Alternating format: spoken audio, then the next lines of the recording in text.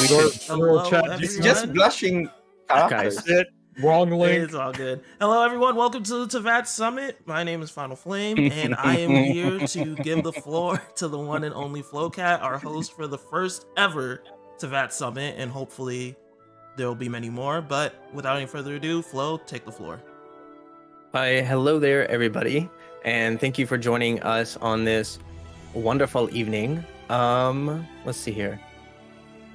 We have some topics coming up here that we will discuss, but first we'll have everyone do an introduction. We're going to go from left to right, and everyone can plug their stuff and do whatever they want to do, after which we'll get into the topics. I'll pick a random person to start each topic, and from there it'll be kind of like a discussion until we move on to the next topic. And finally, if you super chat or ask a question, we will not get to them till the end. We will be mainly looking for super chats for questions at the end, but we will try to get to as many as we can. So I appreciate your patience. So Flame, go ahead and get us started with introductions. Oh, I guess I'll start us off. So, as you guys already know, Final Flame, Pyro Main. What else can I really say? If it ain't Hu Tao, it ain't for me. But no, real talk.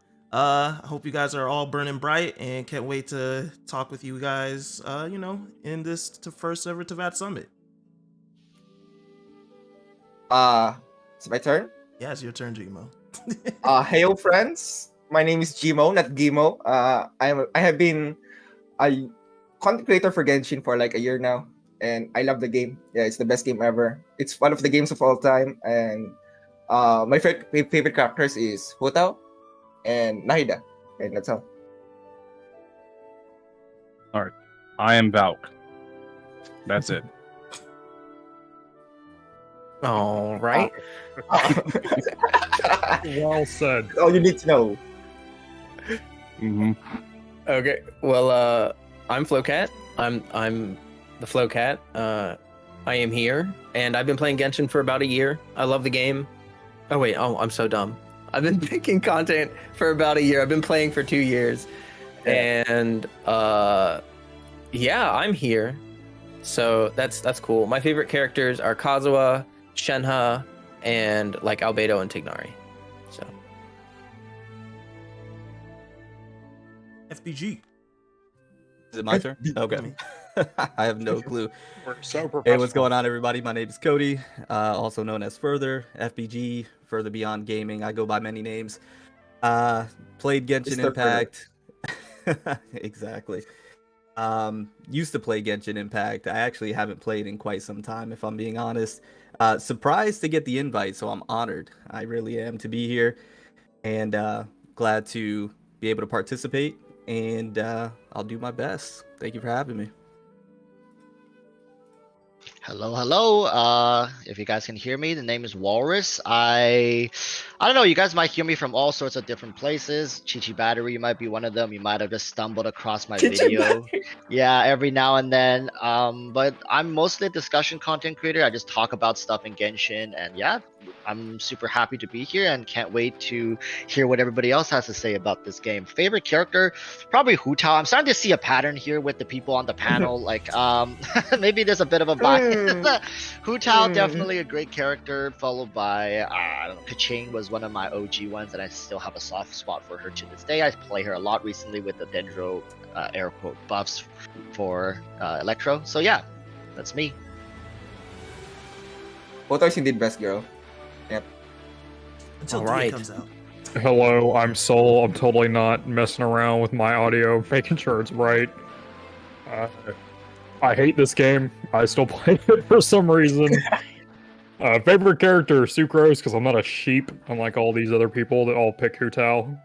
And yeah, that's about it. Oh, Yeah, that's how you feel. I make content pretending to be mad about stuff that doesn't matter. Nice.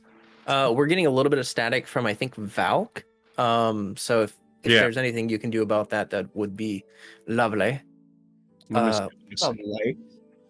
But with no further ado, we will get right into the topics because we have a lot to talk about on this podcast. The first topic is going to be what was your first Genshin experience and why do you play Genshin?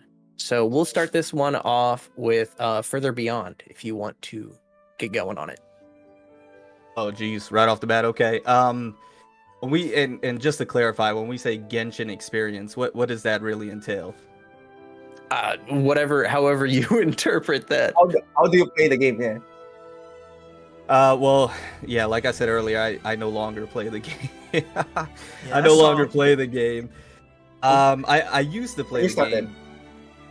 Yeah, no, I don't play anymore. I used to play, and it's not necessarily that and I know I'm going a little off topic, but really quickly, it's not that I necessarily quit for good. It's just nothing has excited me to come back. But I digress. Genshin experience. I guess when I was playing, it was for the characters, and for the build, and for the combat, and how intricate it could be. That was my Genshin experience. The story was great, and I know a lot of people that's what they're into is the story, and it is a good story. But for me, it was more the characters and the combat, and that's what I've always really been about, and the intricacies of it. And what was the second part of it? My apologies. No, just I think you kind of answered it. It was like, what was your first experience and why did you play? So I think you kind of covered it. Gotcha. Yeah, that's basically it. Mm-hmm. All right, who wants to go next? I could go next. Go So for it. the first Genshin experience and why do I play Genshin, right? So my first Genshin experience, I think it's actually very similar. I think a lot of times when people interact with us, people who make content, it's like thinking like, oh, you guys have been, doing this for a long time or whatever. Like, but really, we all started off just like one of you guys. Just, I was watching Genshin content. There were people covering. I think in the early days, Tectone was talking about it, right? If you guys know him, he's another content creator. He came from Arknights before this, so I saw him talking about it. I was playing Arknights before this, so I was just like, okay, let's just check this out. And that was actually just my first exposure to Genshin. That's it. And do I still play? Yeah, I still play. I still play the game very actively, and I really enjoy the game.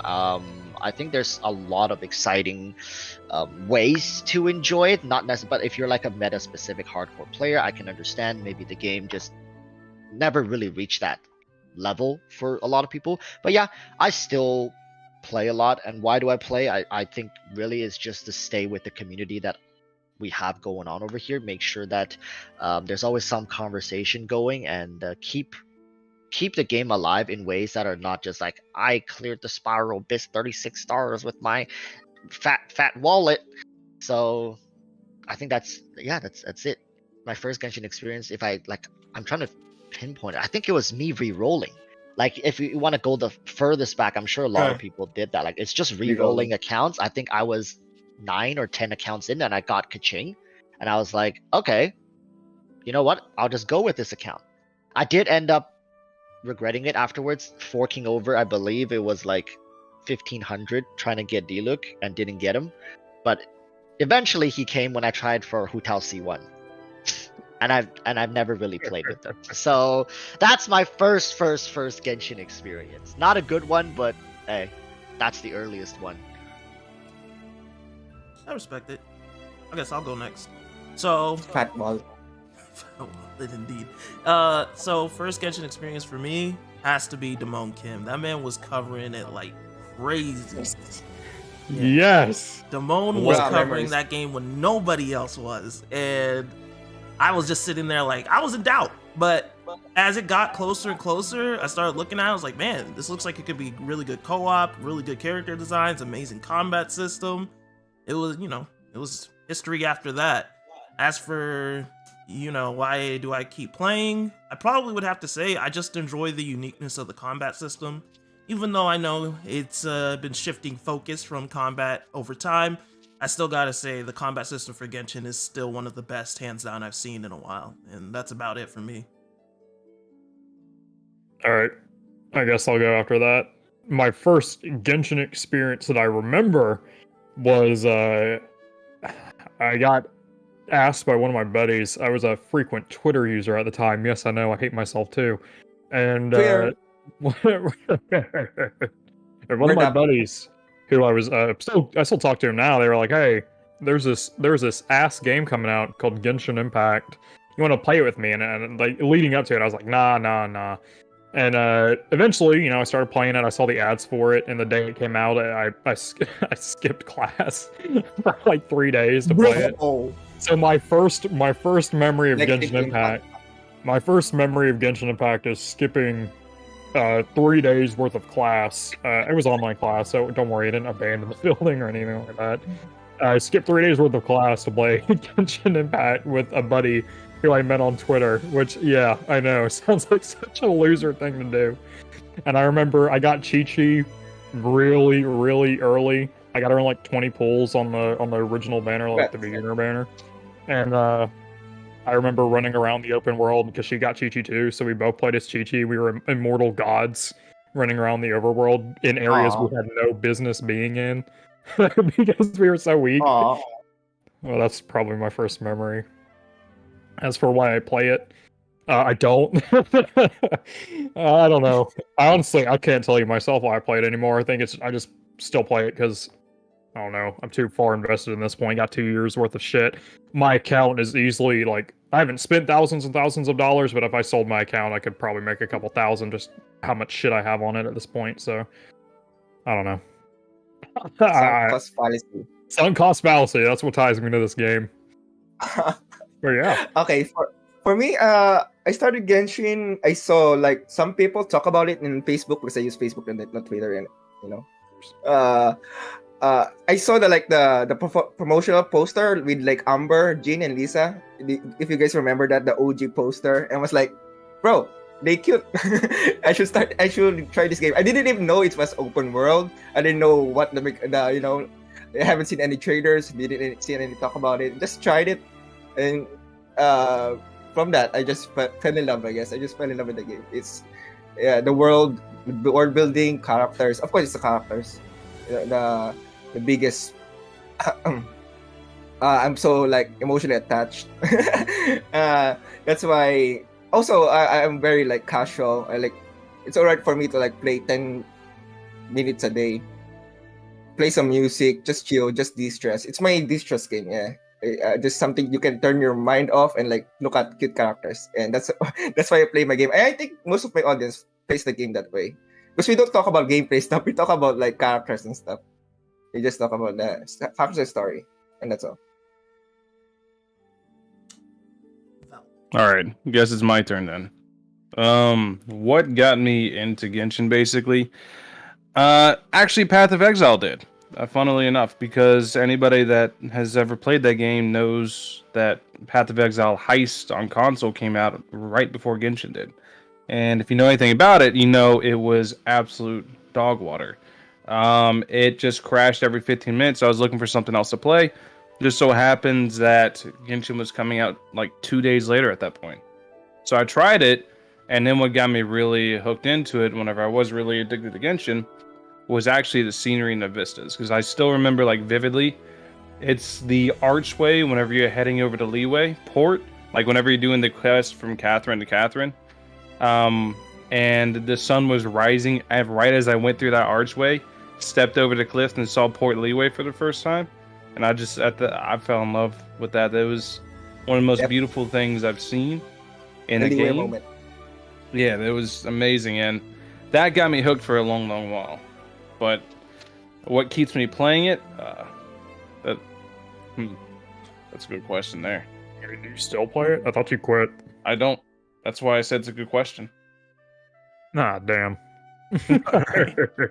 Well, I will go ahead and finish off the topic, and then we'll jump into the next one. So, my first Genshin experience was actually because I beat Breath of the Wild, and I was like hankering for a lot more of that kind of like exploration, open world content. And I had heard about Genshin. I was like Breath of the Wild knockoff, or you know, rip off of Breath of the Wild. That was Breath of the Wild. Right. That was like the early impression. Legend of Waifu. Right. So I started playing, and I honestly didn't expect much. I was like, it's a mobile game. It's whatever. I'm not sure if it's really going to be like good or anything like that, but I've been, you know, really consistently impressed with like the quality of the game. I fell in love with the story. I'm like a huge lore nerd, world building nerd, and I often feel that in a lot of games that kind of stuff gets really overlooked, or like it's sort of just secondary which, you know, it's fine because like grindy games are fun too, but I feel that Genshin really hits that part of my gaming like desires to have like a really beautiful world, like really well written characters, really good story, like that kind of stuff. So that's why I keep playing it too, is I just really want to know what happens with the story. I love the way they design and write the characters. And also I'm really into off meta building with like teams and stuff like that. So I have a lot of fun just like doing weird random teams and builds and all that kind of stuff. So yeah. The next topic is going to be which Archon quest is your favorite and any thoughts on how they've progressed the story so far. So we can start this one with Walrus. If Walrus is there. Walrus fell asleep. Oh, sorry. I muted my mic because I've been told I breathe too heavily sometimes when I'm just chilling. So there you go. I'm here. Yeah. Go for it.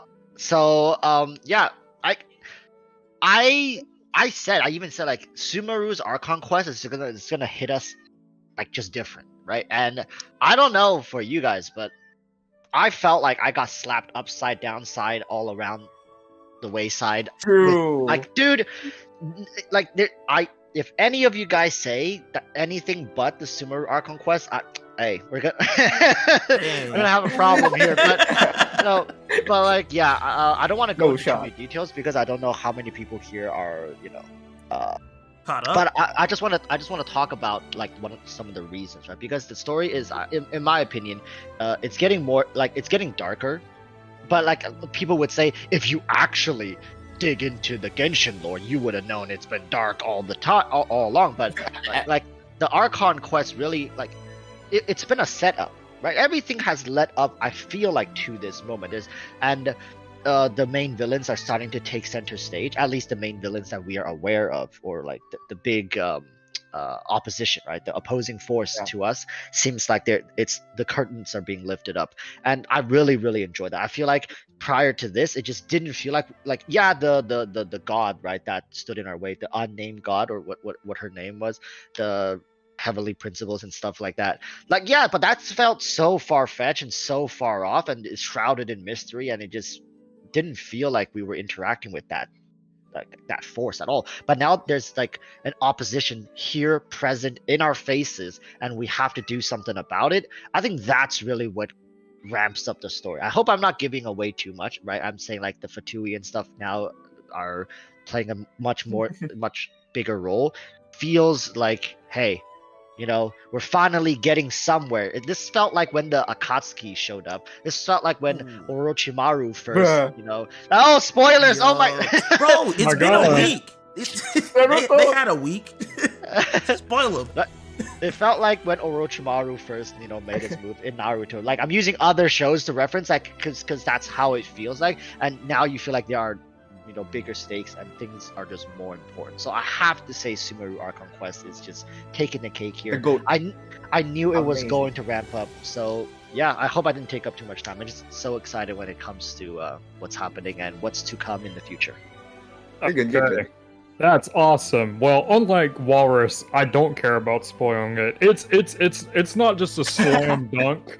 It's not just a slam dunk, Sumeru. It's a fucking slam dunk from across the ball field, breaking the fucking hoop on the way in. It is easily Sumeru. Like, I could go into all the details, but I'm just gonna say a couple words. The Doctor, I fucking love him. I mean, it's obvious I loved him. Like that. I've said this before. I've said this before. I'm gonna say it again. Say goodbye to your monetization. I'm not gay, but the things that I would do to that man would make me otherwise. Someone who understands. His voice. His cool aura. It is so good, and everything he does. That little interaction with Nahida at the very end, where they talk about, I'll give you the electronosis if you get rid of all your clones, and then he does it, and he doesn't beat the shit out of the child, because that would be fucked up. I'm 99% sure that's the only reason why he did that, and then immediately after, he's like, okay, now let's talk about the other one, and it's just fucking great.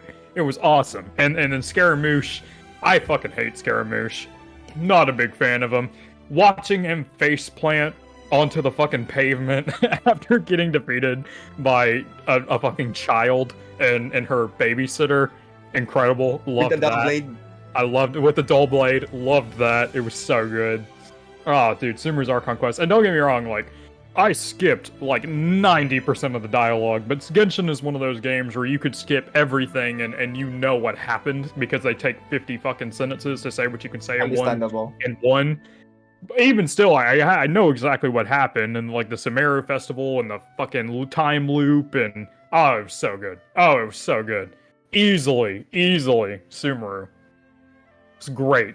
And then, like what Walrus said, it's getting darker now. Like I already knew, fucking just read Nahida's description, where it's like, oh, the caged bird that was held prisoner in the top of Sumeru's. Like, yeah, fucking great. I don't even like story games. I don't like story. If there's a skip button, I'm going to beat that thing harder than my father does to me on report card day, because it's like if it was a touch screen, the icon over touch screen where skip would be broken.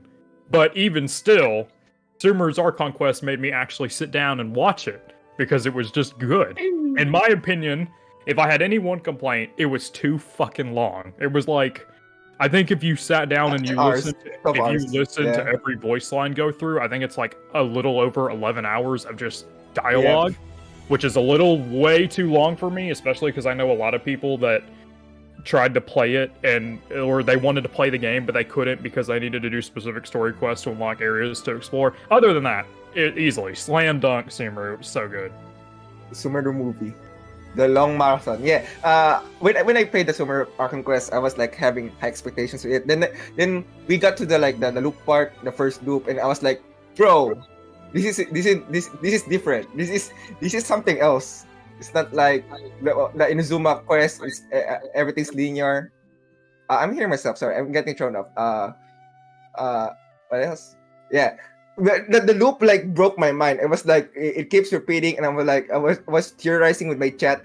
I'm telling you, doing the Archon Quest with a stream chat is so much more fun. It's so much more fun than like sitting alone in the dark and playing the Archon Quest. And I don't skip dialogue because I like the voices. I like listening to the voices. So yeah, it was so hype. Because chat was like hyping up here comes the loop, he doesn't know. It was when I first played the Sumeru Quest and the first loop started, I didn't even notice it loop. I was like going about it. I was like, wait, this seems similar. This seems familiar. Maybe I'm dumb, maybe I'm just distracted. And like, yeah, it's too long. I agree it's too long, but I think the emotional payoff at the end, it's really worth it. It was like really good. The Scaramouche. I have criticisms of the Scaramouche.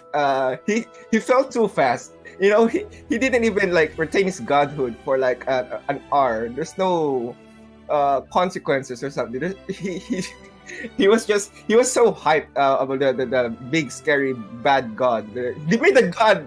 Yeah, he should be like more intimidating than, you know, being a tall boy you can kill in like 5 minutes. I don't know. I really hate Scaramouche. I don't like Scaramouche. I don't get how Dotori is much more a cool villain. He's more like, I agree with it. So thanks for saying that. Yeah, Dotori Nation. Yeah, I love Dotori. His enigmatic aura. I hope it doesn't fall as fast as Scaramouche when we fight him soon, because he's very smart. I know Dotori is very smart. He's the mastermind. He has everything calculated. And like Scaramouche, who's like a bratty child who's been like throwing a 500-year tantrum.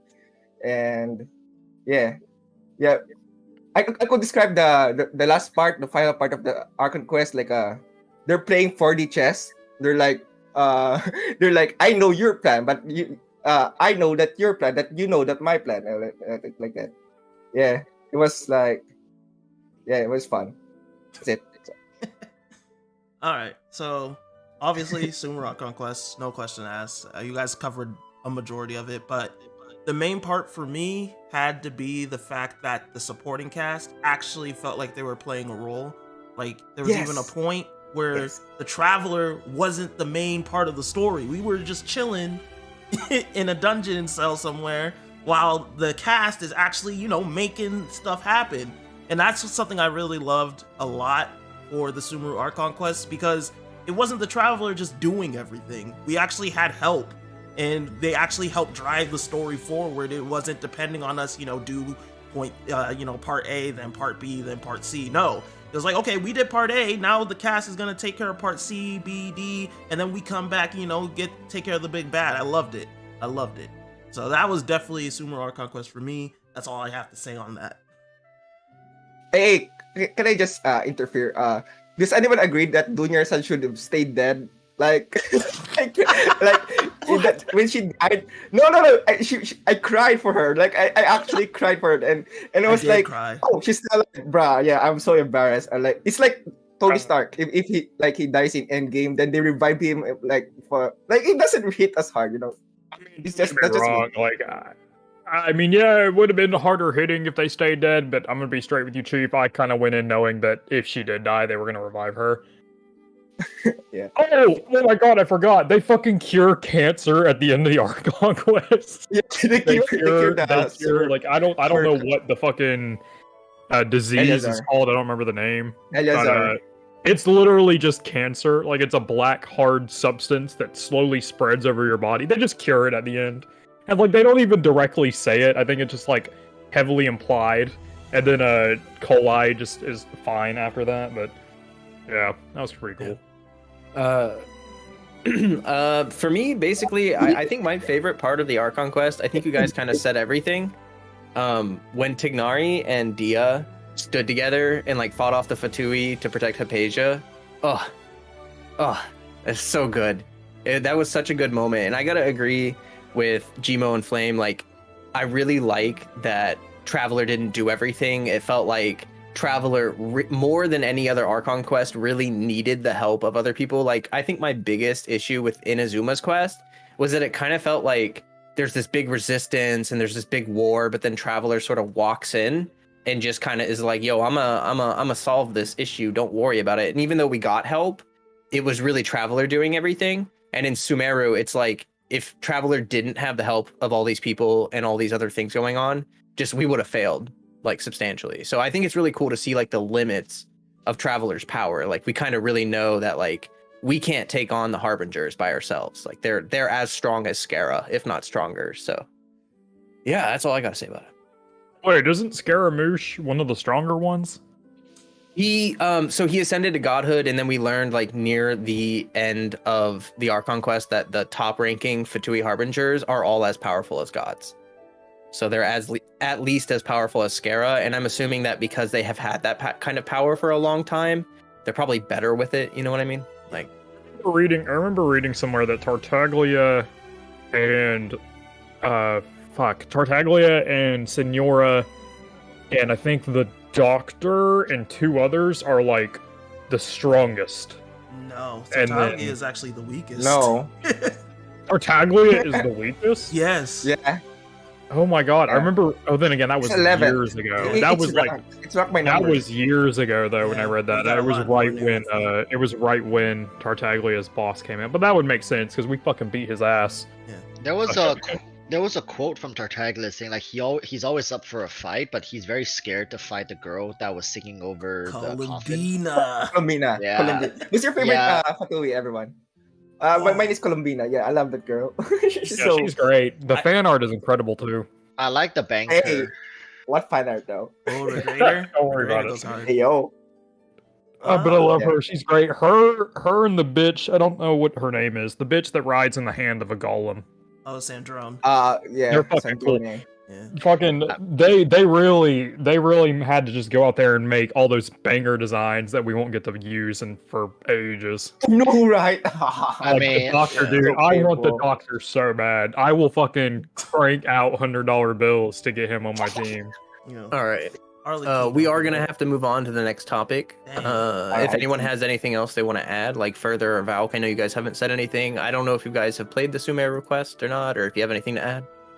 Good. No, I was going to say, since I didn't play it, I was just going to say favorite quest in general, which is actually Venti's character quest Ooh. from the very beginning of the Oh. game. It's Good literally my choice. favorite quest in the whole game. Hmm. What about you? Yeah, and Definitely. I never made it to Sumeru, but Yeah, to be honest, I really don't know. Just because I never really got that invested in the story like you guys. I mean, I listened to you guys speaking about it, and I could just hear how invested you guys are. And I was never to that level. So I couldn't. I was not invested in Genshin story at all. I skip it because I do not give a fuck. But even skipping Sumeru's story, like as I said, you can skip 90% of it and still have a general understanding of what's going on. It made me interested. It's the only quest that I haven't fallen asleep during it. So that's high praise. I think. Yeah, I would say so. I would say so. Yeah. So I couldn't even tell you. I couldn't even tell you. That's no problem. So the next topic is going to be your favorite your favorite memory of summoning, and is streamer luck real? So for this one, let's go ahead and start with Gmo. Streamer luck. It's a myth. Yeah, it's an actual myth. I haven't seen the double 5-star back to back. Yeah, it's real full whales. Because it looks like they're very lucky, but it's just if you summon like a million times, of course that you're gonna have like a chance of getting doubles. But I would say there's streamer hype though. It's so much more fun to like pull with an audience, like people watching, like 400 people watching. People love gacha streams, like they love gambling. Yeah, gambling is like they're addicted to it. Pull Gmo, pull. Even though I don't like Tinary, they're saying pull Tinary, pull. Like they're like the peer pressure. The peer pressure is like hard to like ignore. And when we even if you like lose the 50-50 or win the 50-50, it's still like a fun experience. Okay. Yes. Well, I'm gonna throw my hat in the ring and say, streamer luck is a crock of shit. I have done so many pulls on stream. All right, let me hit you with some statistics here. My pulling memory here. All right, I have pulled on every single banner in Genshin Impact's existence. Guess how many 50-50s I've lost? 14. I've lost 12 in a row. 50-50 I have not won a 50-50 since Raiden Shogun's original banner. I have lost every single one. And not only that, every single time I pull for Tartaglia on a 50-50, I lose. And you know who I lose to every time? Kaching, who is my least favorite character in the game. I got her on Tartaglia's original banner, I got her on Tartaglia's rerun, and I got her again on Tartaglia's third rerun because he gets 3 for some reason. And now I have her C2. I get nothing. So that's probably my favorite memory. But I think my fuck, dude. Streamer luck is horseshit too. I did all my pulls on stream, and I don't know what Jima's talking about. It's hype. Like I remember pulling for Ganyu on stream, and I got her.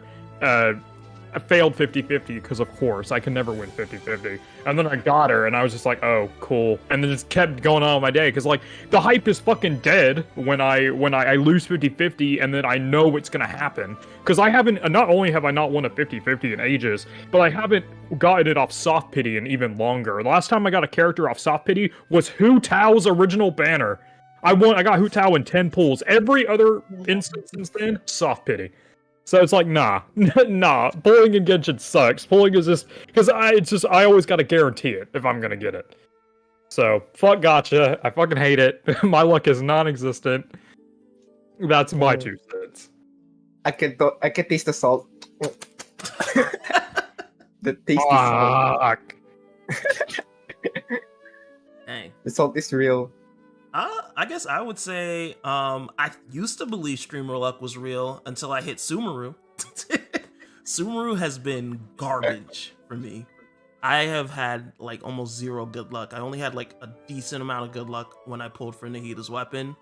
But as for my favorite pull memory, I'd probably have to say I was at the start of the game when I did my first 10 pull on the raid up banner for Venti. Pull number 2 was legit Diluc. So that was pretty awesome. And then I'd probably say another really favorite pull session for me was honestly Hu Tao, because that was probably the most hype pull session I've ever had. I even got her like 4 times back to back. So that was pretty dope. But yeah, for me, I would definitely say streamer luck is not real, especially after what I've experienced in Subaru. Okay. I gotta share my experience here. I gotta say, I feel like streamer luck is real. I don't know. It's real until you start talking about it. So now I see what you guys are doing. Very So smart. true. So Very true. smart. True. Denying that shit like from the get go. Like, nah, what are you talking about? It's not real. So you guys can keep it. I get it. I get it. But this is the thing. I'll take one for the team and say, yeah, it's real. I felt it. My most recent memory is I was summoning for my moderator, and straight up just went in. She didn't even have like all the guarantees. Like she didn't have enough pulls to guarantee it. It just was up to like luck. And 35 pulls in, we just got a double Nahida with like, so we won 50-50 twice. She had before that she didn't even have guarantee. So we won 50-50 twice. And I'm gonna say, like, I don't think in any other gacha game I've played I've had that kind of luck. And this has been very like consistent, I would want to say, like very consistent when it comes to summoning on stream. Off stream summons, in fact, I've always been very unlucky. I don't know. Dang. Yeah, but now that I said that, you know, I'm gonna be unlucky for the next probably like at least 4 to 5 summon sessions, because Hoyoverse just need to make sure, you know, like get this out of the You gotta system. be humbled. Yeah, gotta get humbled. They gotta be like, what, streamer like that doesn't exist. We don't tune the luck of our people who stream our game. No way. And then like when Turn things these die numbers down down. again, yeah, things die down again. They make sure it's back, so you continue promoting their game. You know, just the normal stuff. Same old, same old. So, Valk, Cody, what you guys got? Yeah, Valk or Cody? Streamer luck. I don't believe in it at all. In fact, I think it's a curse. So normally I would do my pools Streamer off curse. stream. I don't believe in streamer luck. I believe the opposite. I would literally do my summons off stream because I got so superstitious after a while, because I didn't think that doing it during stream was actually any good. As far as like actual streaming memories of summoning, really, I don't have any good ones because they're all regretful, because it's just me wasting thousands of dollars. That whenever you think about it in perspective, it kind of sucks. It's best not to think about that. Yeah, like, Yeah, just, no, right? just ignore it. Like for the longest time, I was like, oh man, I've only spent like $200 on Genshin. I looked at my my credit card recently, see how much I've spent on Genshin. I've Oh spent my about God. $700 on the game. Which, don't get me wrong, like that's not a Ooh. lot. That's not a lot, but like, It's a lot. fuck. It's a lot here. In my country. Well, that's not, but your luck isn't shit, Valk. I watched your stream where you pulled Zhao live, because when you pulled Zhao, I pulled Zhao at the same time, because my first introduction to you was that video where you made a fucking summoning circle with a picture of Zhao in the middle, and I remember you got him early, and I remember being pissed because everybody I knew, including you, got Zhao pretty early, and I got him on hard pity. Because I was doing C6, I did 4-1, 3 lost, which is average. I wouldn't say it's lucky, but it's not. Well, I guess it's technically lucky. To me, I've lost 12 50-50s in a Technically, row. it was above the 50-50. You keep but count? Yeah, dude. My last 50-50 I won was A on lot of people keep count. the last 50-50 I won was You were on a Hu Tao. streak. You were on a streak. Congrats. Not the good kind, Gmo. I'm on a Look bad at night. that. a good example of what I mean, right, is that I haven't been playing the game, but I just logged in because I had some primos sitting to the side, and Sino was up, so I summoned and I lose the 50-50, but then the next multi I get Sino. Like, so it wasn't Fuck streamed, yourself, everything. dude. Bruh. I had 220 pulled save pulls, and I had to spend 140 on that fucker. Damn it. Ah. Cody, what about you, man? Yeah, streamer luck.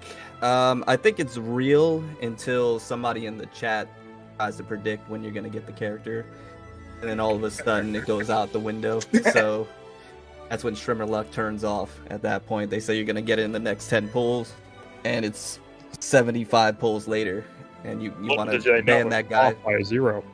True. Yeah, exactly. I'm looking at you, Exactly. Ingenuity. You know what you've been doing. you wanna ban that person from the stream. So yeah, I think it's real up until that point.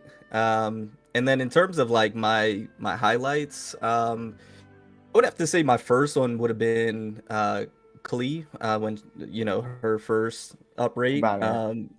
Just because it was a very hype moment, because it was the first uprate banner for a character after Venti. So I think the hype was there, and it was the first time and the only time that I had almost like 2,000 viewers in the stream. It was kind of nutty. And then the only other one that I can think of was probably the Raiden Shogun, just because of the build up, the hype, how anticipated that character was, and we obviously went extremely deep. And it was just a really good time. So those are probably the two that came to mind. Well, I guess, this is relevant, but this is a conspiracy theory I've had for a long time. I'm like 99.99% sure that people that don't play the game for a long time have higher luck with banners than other people. Okay, so hear me out. So I have 4 accounts on Genshin. Yeah, I know, I hate myself too. And on the 4 accounts, I only play on one of them, which is my main, because I can barely stomach playing on that. But occasionally I log in on my other accounts to do summons when there's a character out that I really want, but I don't feel like wasting it on my main account, and I just want to play with them. And every single time, without fail, keep in mind, they're inactive for like years at a time. Like the last time I logged in, both of them was a year and a half ago. One of them I logged in for Ganyu's original banner, because I made the account a week after I started, saved up a bunch of shit, and then Ganyu came out, and I really wanted Ganyu, but I knew Zhao was coming out, so I waited. And I logged in, and I pulled one time, and I got Ganyu. And then I logged into my other account on Tartaglia's rerun banner, after not touching it since the Ganyu incident, and then I got Tartaglia in 10 pulls. And then a bunch of here's another good example. One of my buddies the other day when we were in call, he hasn't played Genshin in over a year. He logged in specifically for Nahida's banner. He had 1 pull. He did 1 pull and got Nahida. And then I know another guy named Emerald, and the same thing happened to him. And it goes on and on. Yeah, and then my theory keeps getting sparked on. Like I said earlier, I started playing Tower Fantasy again after not playing it for a couple months. Logged into Tower Fantasy, and I keep in mind, I don't get shit in gacha games. I'm one of the most unlucky people ever. Fucking Tower Fantasy, I had 40 pulls, 40 purple pulls. I don't know why the fuck I had them. 10 pulls, Huma. One of the 2 standard banner characters who I didn't have got her off the fucking purple banner, which is like outrageously rare. And then 40 pulls later, I got Mural, who was the last standard banner character I didn't have instantly. And I was like, what the fuck? So I'm like 99% sure that they've like increased the rates slowly if you're off for a really long time. And I think they do that because, like, imagine you're a new player, you haven't played this game for so long, and you come back and you don't get the character. You're like, oh, fuck off, I have no reason to stay. You leave. But if you do get the character, well, suddenly you have a reason to stay, because chances are if you weren't logged in for a really long time, you don't have the materials to build that character. Now you've got this new toy you want to play with, so you need to build it. But that's just my conspiracy theory. Because I noticed that happens a lot. The tinfoil hat. Interesting. Hoyoverse doing something. Yeah, that's my tinfoil condom, but you can say what you will about it. All right. So for me, my favorite memory of summoning, I have 2. One of them is actually with Walrus, because Walrus pulled, I wasn't a content creator yet, so Walrus pulled my C6 Kazuha, and that summon session was just probably the craziest one I've been a part of, because I lost 50-50 a couple times, but I got a couple it was dupes, 5-star dupes, so I'd lose 50-50 and then also win the guarantee in the same pull. It was nutty. So that's on Walrus's channel. And then for my channel, I pulled for Dante, one of my viewers. I pulled for his C6 Edo, and he's a BP, not even a BP Welkin. I think he's occasionally a Welkin player, free to play mostly. I know Dante. Yeah, and so that was nutty. And honestly, my view on streamer luck is that for myself, I don't get lucky on my account, and I have pretty bad luck. I'm kind of like Soul. I've lost over 20 50-50s. It's dumb. I almost never win 50-50s. But when I pull on my viewers' accounts, it's like I have an 85% chance to win the 50-50. Yep. It's ridiculous. So that's kind of my view on that. And with that's that, what it is. we're gonna go into the next topic, which should be a pretty short one. It's just the news that Nahida Banner is breaking all-time records. So we want to kind of get everyone's Yeah, thoughts on no, that. no shit, Sherlock Holmes. I could have told you that. Nahida is the only Archon who I give a shit about. Because don't get me wrong, you know, Venti, he's fine and all, but like he doesn't really play that. He doesn't really play that big of a role. When he does play, he doesn't really. Don't get me wrong. He's not offensive, but he's not really likable. He just like, oh yeah, do whatever the fuck I want because whatever. And then there's Zhongli, who everybody likes him because he's hot as shit. And he's got a voice that's smooth as butter. But other than that, nobody really. There's not really a lot to like. And then there's Raiden Shogun, who. Okay. Kim Jong-un with titties. That's all I'm going to say about that. and then there's True. Nahida, who is, you know, every other Archon. Like she could have been dog shit. She could have been fucking makes you heal enemies. She could have been the most terribly written character, like no appearance in the story whatsoever. She would have sold well just because she was an Archon, but she wasn't. She was an Archon who was well written and has a great story. One of the few stories that I give a shit, and that's saying a lot because I fucking hate the story in this game, and I watched the story because it was that good. And she has a likable character. Her design isn't terrible. I mean, I would have preferred had she been like instead of a lolly character, like you know, a youth character, but I can get over it. She has one of the coolest burst animations in the game, at the coolest in my opinion. Her skill is very unique. Her damage is good. Like everything about her is good, in my opinion, and that seems to be the common consensus. And so obviously, her fucking shit looks really, really cool. So obviously, she was going to do good. She was going to do good just on the merit of being an Archon, and she's an Archon of a new element that we've been waiting for 2 years. And there's not a lot of really good options right now. Like Tainari, in terms of support, like Tarnari, he's all right. I've seen people hit some fucking schmeedy slaps with him though, so I might build him. Kolai, she's pretty shit, especially because Traveler just does her job better. And then there's Traveler, who was the best for a while, but then fucking Nahida comes and slaps her dick on the table. It's just like, I am better than everything else that's available right now. So yeah, well, obviously she was gonna do well. It was like anybody who was surprised by that wasn't looking at it. Fucking obvious. But yeah. Yeah, I did a poll in my YouTube community where who is the best Archon. Maybe it's recency bias, but Kusanali got like 40%. Raiden coming in second, 28. Zongdong 22, Venti 10%. It's like so obvious why she's very beloved by the community. She's given like a good like I don't know if you should call pity story, like you know, like you feel for the character. You wanna protect her. You wanna you wanna take care of her because she deserves better. She's like very pure.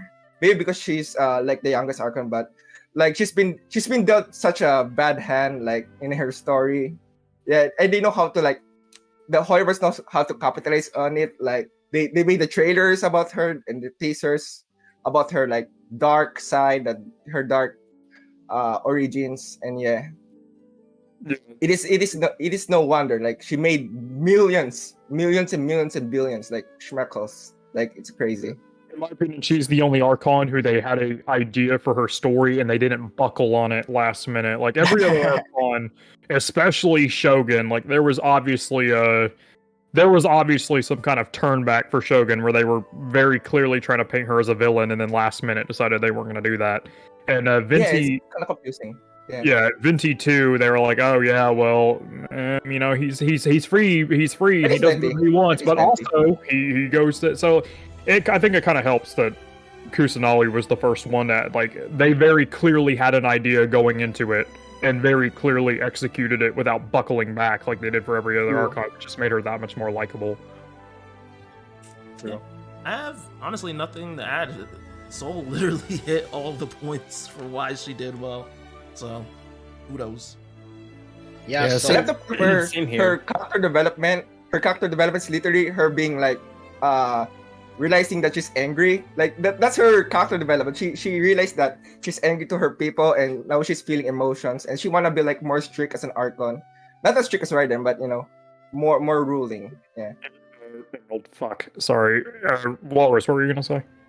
Yeah, I was just saying, like, Hoyoverse really knows how to market their Archons, because obviously the Archons are like their big ticket every year. Be like, okay, we're gonna go hard on this, get as much money as we can, and they're just Golden learning balls? from previous Archon sales and like advertisements and how to get more money out of people. So this time, I think Nahida is the culmination of everything they've learned, starting from to make sure the C2 is like, you know, really juicy, because they learned with Raiden that C2 is like the sweet spot for people, and then they need to make sure the story needs to hit in the right mark, and they also got to remember to take care of their casual players, right? Because they need to make sure that somehow the casuals has a reason to pour. Like, oh, if you just like to collect berries, why not make your berry collection much easier by doing it True. AoE from a distance now, A camera. right? Like, yeah. So it's like everything about Nahida is, it feels very well placed and calculated to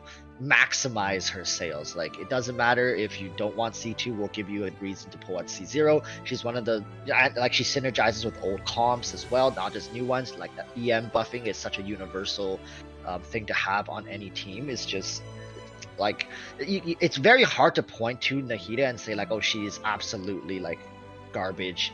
Like, I mean, Dog water. like for example, like healing, tanking, and stuff like a shielder, things that she doesn't do, right? But as long as it's in her kit, she's very, very good at most of it, if not like the best option available in those categories. So I don't know. Yeah, it's just crazy. I'm actually very worried for future Archons, because once they come Yeah. out, like, how are they gonna continue filling out True. niches in like different categories? Is there gonna be some like sort of ultimate defense buffing character, and then like New have mechanics. yeah, like I think at some point they just have to come up with new mechanics, new stuff to, so these Archons can shine in like a unique category that doesn't even exist yet. Yeah, and because of I think very literally the only thing limited- that... Yes. Fuck. You go first. I think the only thing they could have done to make her sell better is that she just wasn't a lolly character. Like, I've come to accept it, but fuck, man. Like, especially seeing after what Ruka Devada looked like. God damn it, man. Like, you could have easily made her that, and I would have been all over it. But no, you just had to fuck that up. I won't argue against that, because if you look at other gacha games, like the small chibi characters, the very cute, it clearly has a large market. Especially the Asia side. Man. That scares me that there's a large market. It is what it is. Look, okay, they did her well. Like, they could have done her way worse. She was the only lolly character in the game who I don't want to throw into a volcano and watch the flesh melt off their bones. True. Yeah, see, even All This right. is like very, very, you know. Does anyone the whole have chat. Nice to see the chat agrees with me. anyone Thank you. Yeah, it's a shit have- market. anything else to add to the topic before we move on? This one was supposed to be like 5 minutes, so And it's because of the limited like roster of Dendro characters. That's why they're so like they're very rare. That's why Nahida is so sought on. We need more Dendro characters. We need more variety. So yeah, for sure. I think that's one of the most reasons. For sure.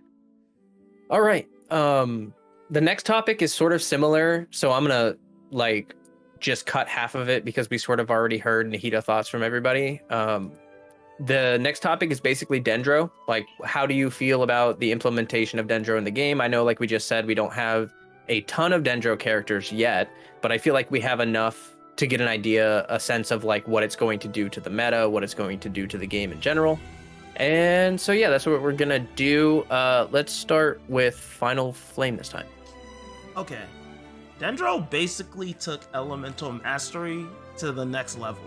Like, before it was a stat that, you know, we used once in a while to buff, you know, our damage overall, but it wasn't really a main focus when building. But after Dendro, elemental mastery is like the name of the game. And I gotta say, I love that it did that for that specific stat. Now we have stuff like Gilded Dreams, Wanderer's Troop even has way more value than it used to. And it seems like they plan to keep building upon it. So I really do love the fact that elemental mastery has, you know, become a really big part of the meta now. And Other than that, I would just have to say that the Dendro reactions have added a really nice layer onto the combat. I'm looking forward to see like if there's any future character that helps burning. I mean, while Nahida did help that out quite a bit, I'm hoping that we get one more character to like, just kind of buff it to the point, because burning right now is the only one out of all the Dendro reactions that I still feel is a bit lackluster, especially as a pyro main, but we'll see what happens. It's shit. It's ass. But yeah. I think burning is really more of a utility reaction where it's like meant to be used with reverse melt. Like I've been seeing a lot of stuff with Ganyu, Rosaria, stuff like that, and I do think that that's sort of the idea. Well, I have one counterpoint to this, if you don't mind. I don't think that's true, because right before Dendro came out, they nerfed the units that units of pyro burning applies, so I don't think that's true.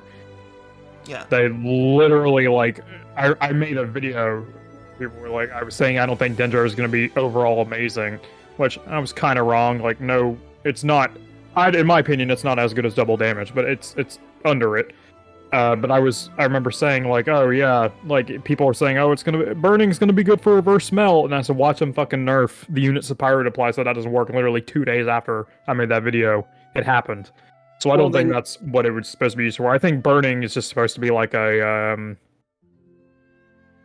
I don't know. Honestly, I don't know. I don't think there's any real situation right now where burning is actually useful. Actually, regardless of whether they nerfed it or not, it still works. Like the reverse melt comps for like Ganyu and all that still works. So, yeah, but it did take Nahida to finally make it work. Yeah, that's true. But more Dendro. Yeah, but future Dendro units might also apply. Yeah, that's true. Significant Dendro. Now, real quick about burning. So Nahida actually made burning semi-useful because of the fact. No, I'm not even kidding. It's due to the fact that you guys know that burning refreshes the pyro aura every time it activates, right? So basically, I'm not laughing because what you said is dumb. It's just like you're like, oh, it's semi-useful. Yeah, it's not kinda halfway. Yeah. It's not there yet, but it's getting close. Nahida actually pushed it quite a bit further. So basically, due to the fact that Nahida can mark everybody and whenever she does a reaction, instantly hit everybody with Dendro. You can literally have burning run on any enemy you mark forever. And you don't even have to focus on the other enemy. So you can literally be fighting one enemy while everybody else is literally burning to death. Does burning do a percentage of max HP, or does it flat damage based off X stat? It's flat damage based off of EM. Damn, had it been like a percentage of like max HP, like I don't know, something low, like 0.2 plus whatever, that shit would have been overpowered as fuck. Yeah, but I have used it in Spiral Abyss, cleared the first half, cleared every floor with just burning, swirl, and literally cleared it all like 20 seconds each floor. So it's actually pretty good. But Nahida is the only reason it's good right now. I think Dendro is great. It made a lot of pretty shit characters make me not want to projectile vomit every time I use them, like Miko and let's not forget about Miko. Oh, and Miko too. Miko, she's not fucking terrible anymore. Don't get me wrong, she's still bad because the main argument still stands of she does a job worse than another character, and any buff that applied to her, Fischl got too. So they made a bunch of weak characters. Oh, and Kaching. I hate Kaching with a burning passion, but even me and a bunch of buddies test her out in the server, and like Kaching is fucking fun as shit now, and she actually does good damage. It does piss me off that Sino is worse than her on DPS charts, which really especially because Sino is a specialist and she is not. But again, I can't really bitch about an old character being made better. Same thing for some of the Hydro characters that are more useful now. I mean, like Kokomi, she's been useful enough for late game players to pull on for ages, but now her utility got increased even more. There's now even more teams that she opens up that didn't exist before, which I can appreciate. And what is it? That team that's going around right now, which is Elon, Jingshou, Raiden Shogun, and Nahida. I don't know if y'all have used that team yet. I think it's called like Hyper Bloom or Raiden Bloom or some shit like that. I am like 99% sure that team is better than Raiden National. That team is so fucking strong. I bring that into Dungeons right now in Abyss. I beat Abyss in 20 seconds the other day. I beat the final floor of Abyss in 20 seconds with that team. And I don't have C2. I have all C0s, all 4-star, 5-star weapons, or 4-star weapons. I don't. My Kusanali is very bare bones, and I beat the final floor of Abyss in 20 seconds. All So right, let's let some other people get in here. Sorry, I don't mean to cut you off, but oh, you're fine. Valk, FBG, and Walrus still need to go. Yeah, I mean, talking about Dendro reactions, I primarily played with the Electro reactions. It's so freaking busted, man. Like I don't know, like Electro just feels so good and strong. I'm not like, it's not the best, and it's not like meta redefining, but like, oh my god, Electro is the way to go. I think Soul just now was talking about Super Bloom. Super Bloom is just like that.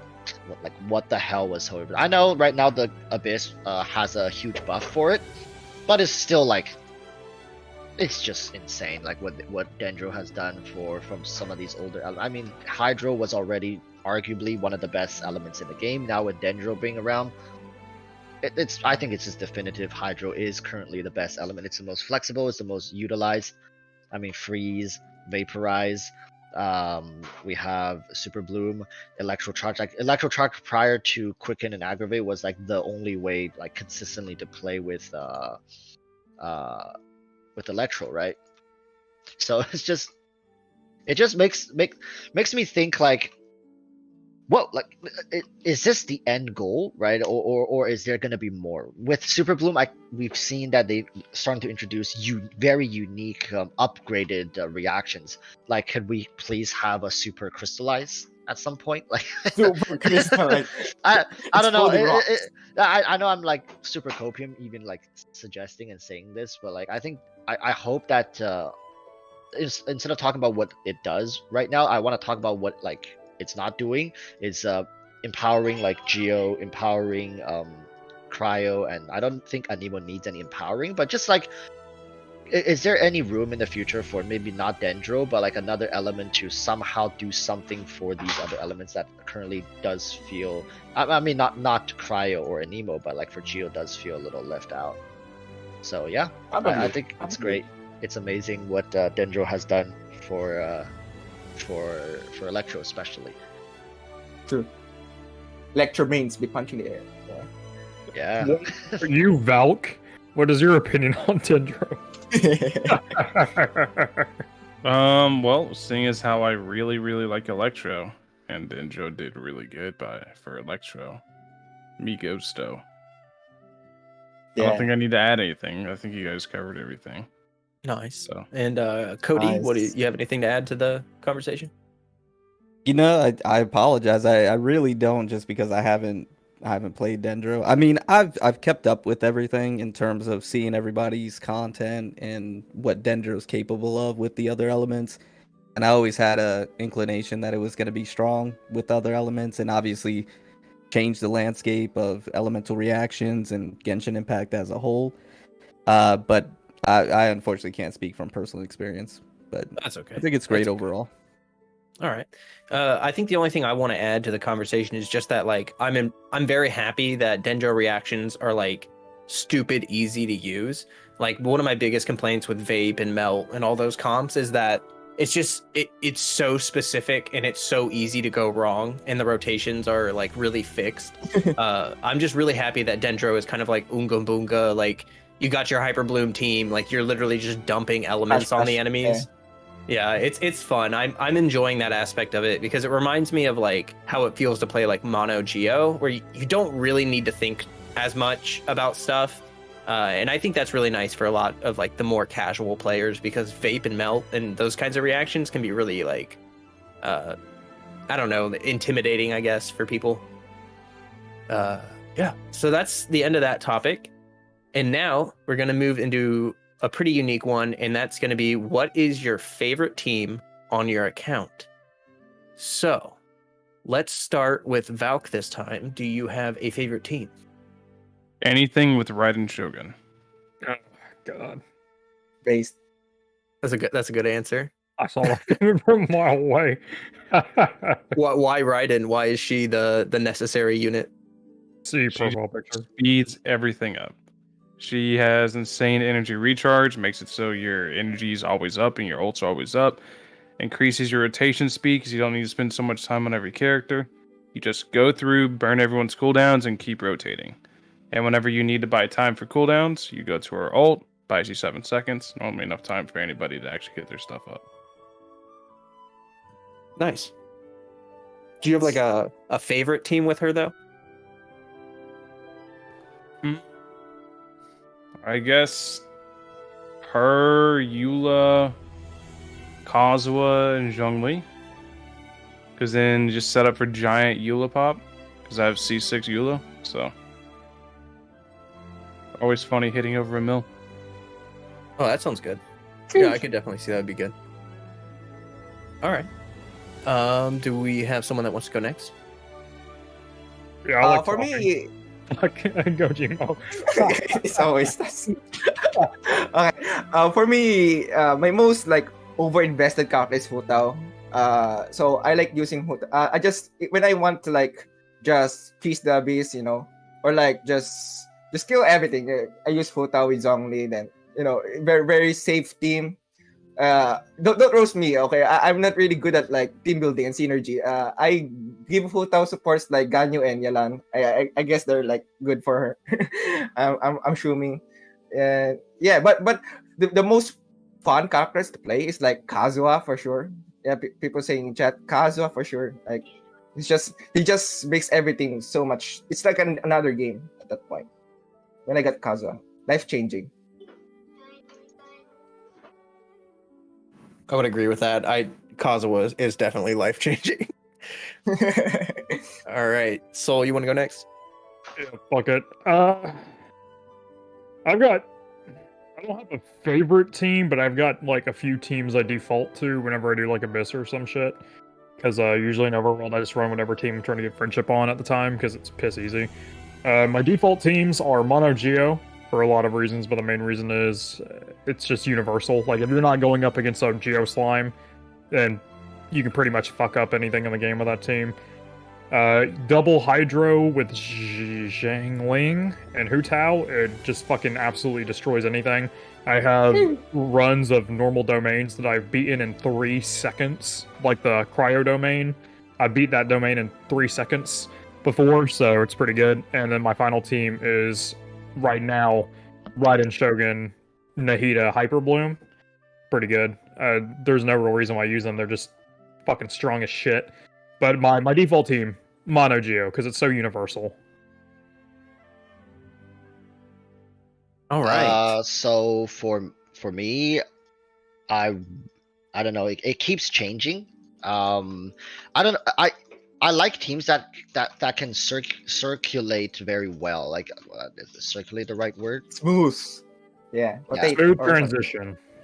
Like you don't want much downtime. You don't want them to feel awkward. You don't want to ever like have to, let's say for example, use a character like Bennett to auto attack a couple times just to wait for 2 seconds, right? I don't like those teams. And like arguably, if you want to like make every team perfectly synergizable, like it's doable if you just play with the stats a little bit. But like sometimes it could be forced, right? My point here is that the team keeps changing is because I always find new teams that are capable of doing stuff like this. Right now, a really great one I'm playing is Keqing, Nahida, Yaimiko, and Zhongli. It's not like, I don't think it's like any meta specific team. I don't think any like theory crafter would say like, oh my god, that's the best version of it.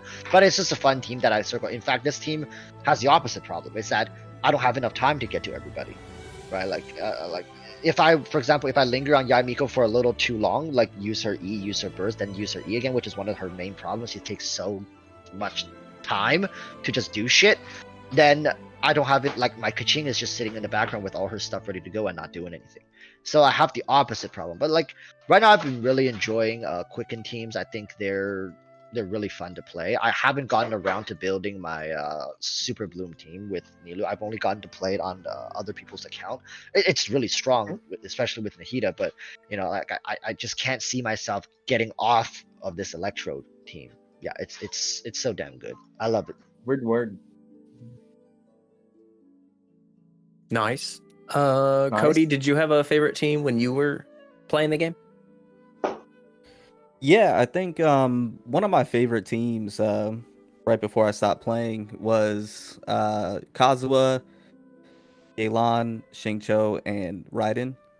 That team was just massive amount of fun. I remember playing it for the first time and just seeing all the passive damage happening, and then you just whip out Raiden Shogun and you do the ult, and then just go nuts afterwards.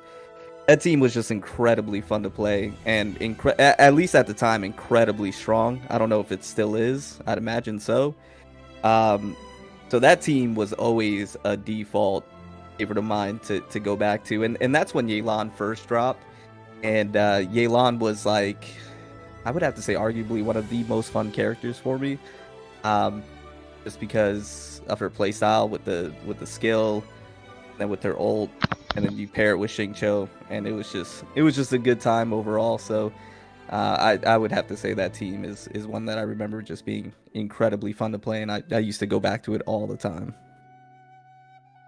Nice. Yeah, that does sound like a really fun team. I gotta agree that Yelan is like one of the most fun characters in the game, especially for exploration. All right. Yeah. So, I'm going to give two teams. I'm just going to give my favorite team real fast, and then I want to shout out one of my off-meta teams that I've been working on that I've actually been really surprised with. So, my strongest team on my account is Kokomi, Kazuha, Chongyun, and Shenhe. And so that's like, I have Kazuha C6 and Shenhe C6, so obviously that team is just busted beyond belief. Like, I don't even do full rotations to clear abyss chambers. It just does buckets of damage. So that is my most invested team. It's the one I've put the most resin into, the most primo gems, all that stuff. It's just, I love it. But I have been doing this off meta team recently, and that one is Amber, Kuki, Sara, and Tignari. And I really like a lot of these characters, and when Tignari came out, I was like, oh, he's a pretty good quick swap character. So I put him with my Sara, who is like triple crowned, one of my favorite characters. And with Amber and Kuki, it's nutty. My Amber is C6 on Elegy, so she's providing like tons of buffs, obviously, plus taunting. Tignari taunts, and then you just have buckets of damage, hot swapping between Sara and Tignari. And it's a good time. I've been 36 starring Abyss with that one. So that first team was Chongyun on it? Yeah, the first one was Kokomi, Chongyun, Kazuha, and Shenhe. Okay, I gotta give you mad respect. I gotta give mad respect to anybody who plays Chongyun. I love him, and his C2 is actually really useful, especially in that team, because it speeds up the rotations. Very, very true. Okay, so I guess I'm last.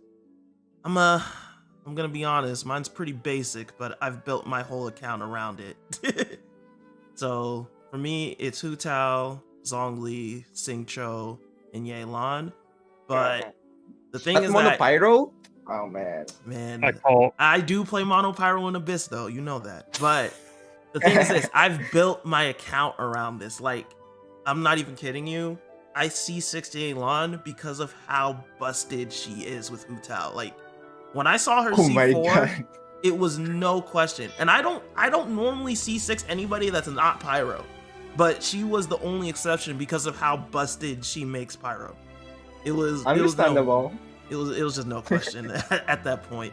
And because of her, like, my Hu Tao's able to hit like 200k charge attacks like nothing. So it is fun. It is mad fun.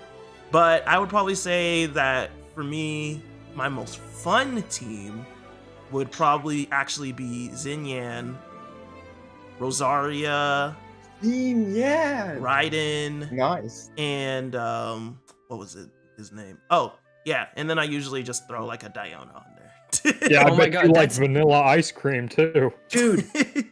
I use that exact team, except I swap Diona for Chi-Chi, and I use like a physical Chi-Chi driver. Oh my god, dude, that team is so fun. Oh, it is so much fun because you just get to watch Xinyan go ham. It's like yeah, she does buckets of damage, and it's just a great team. Yeah, super fun. But yeah, that would be it for me on my team. So I guess we're ready to move on the next section. Just a quick run through of people's teams though.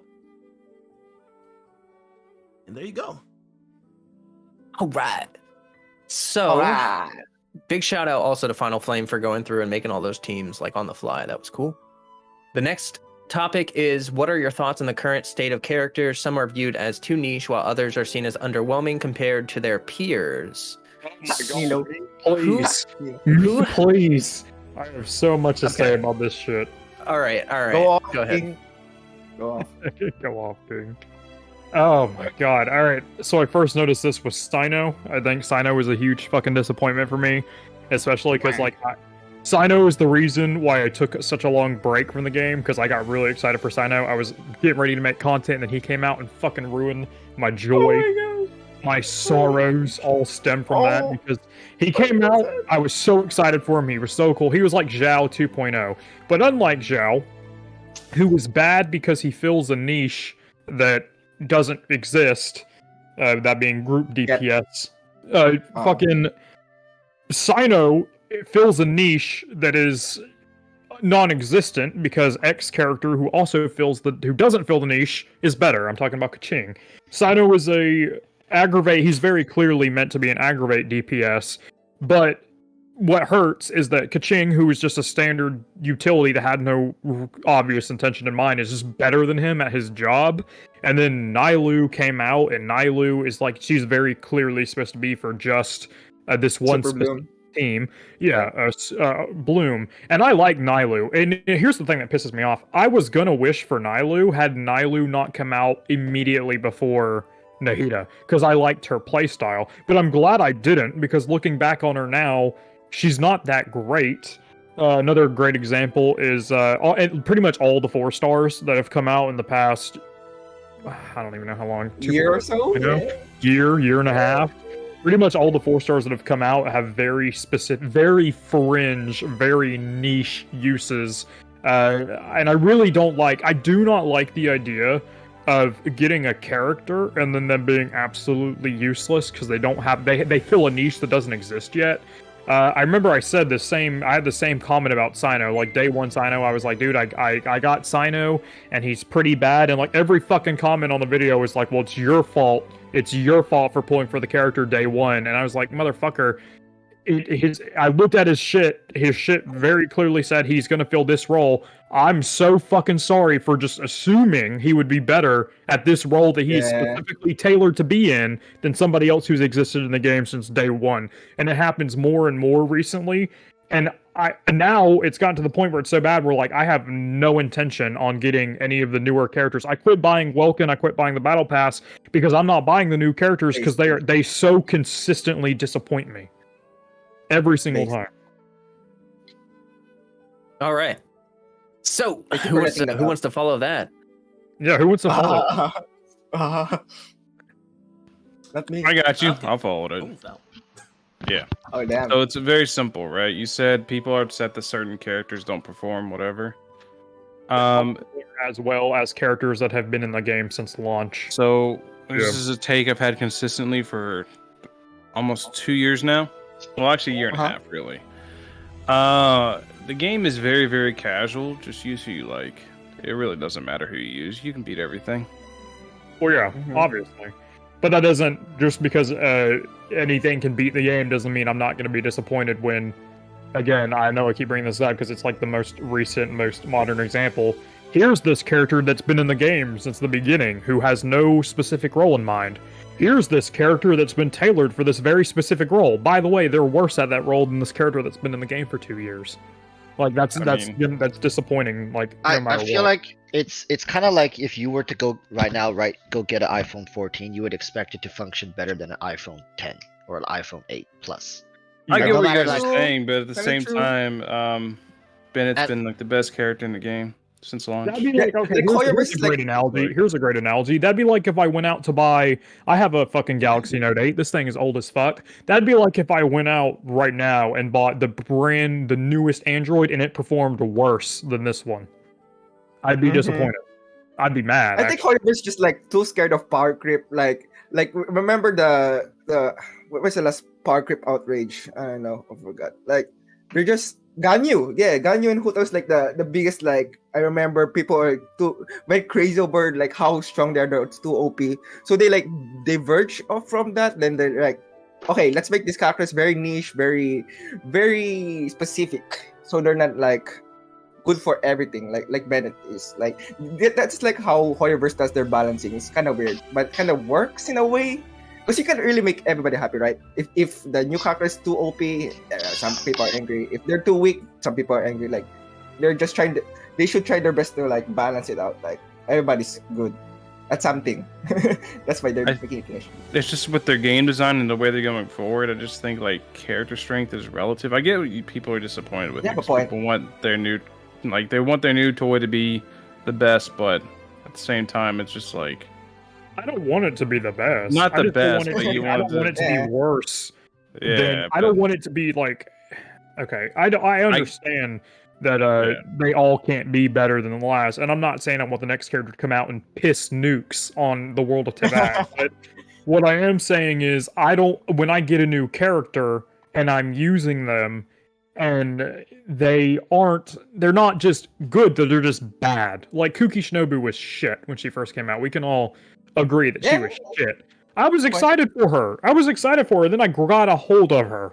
And then she was so fucking bad that I just didn't use her because she was just ass. She was shit to play.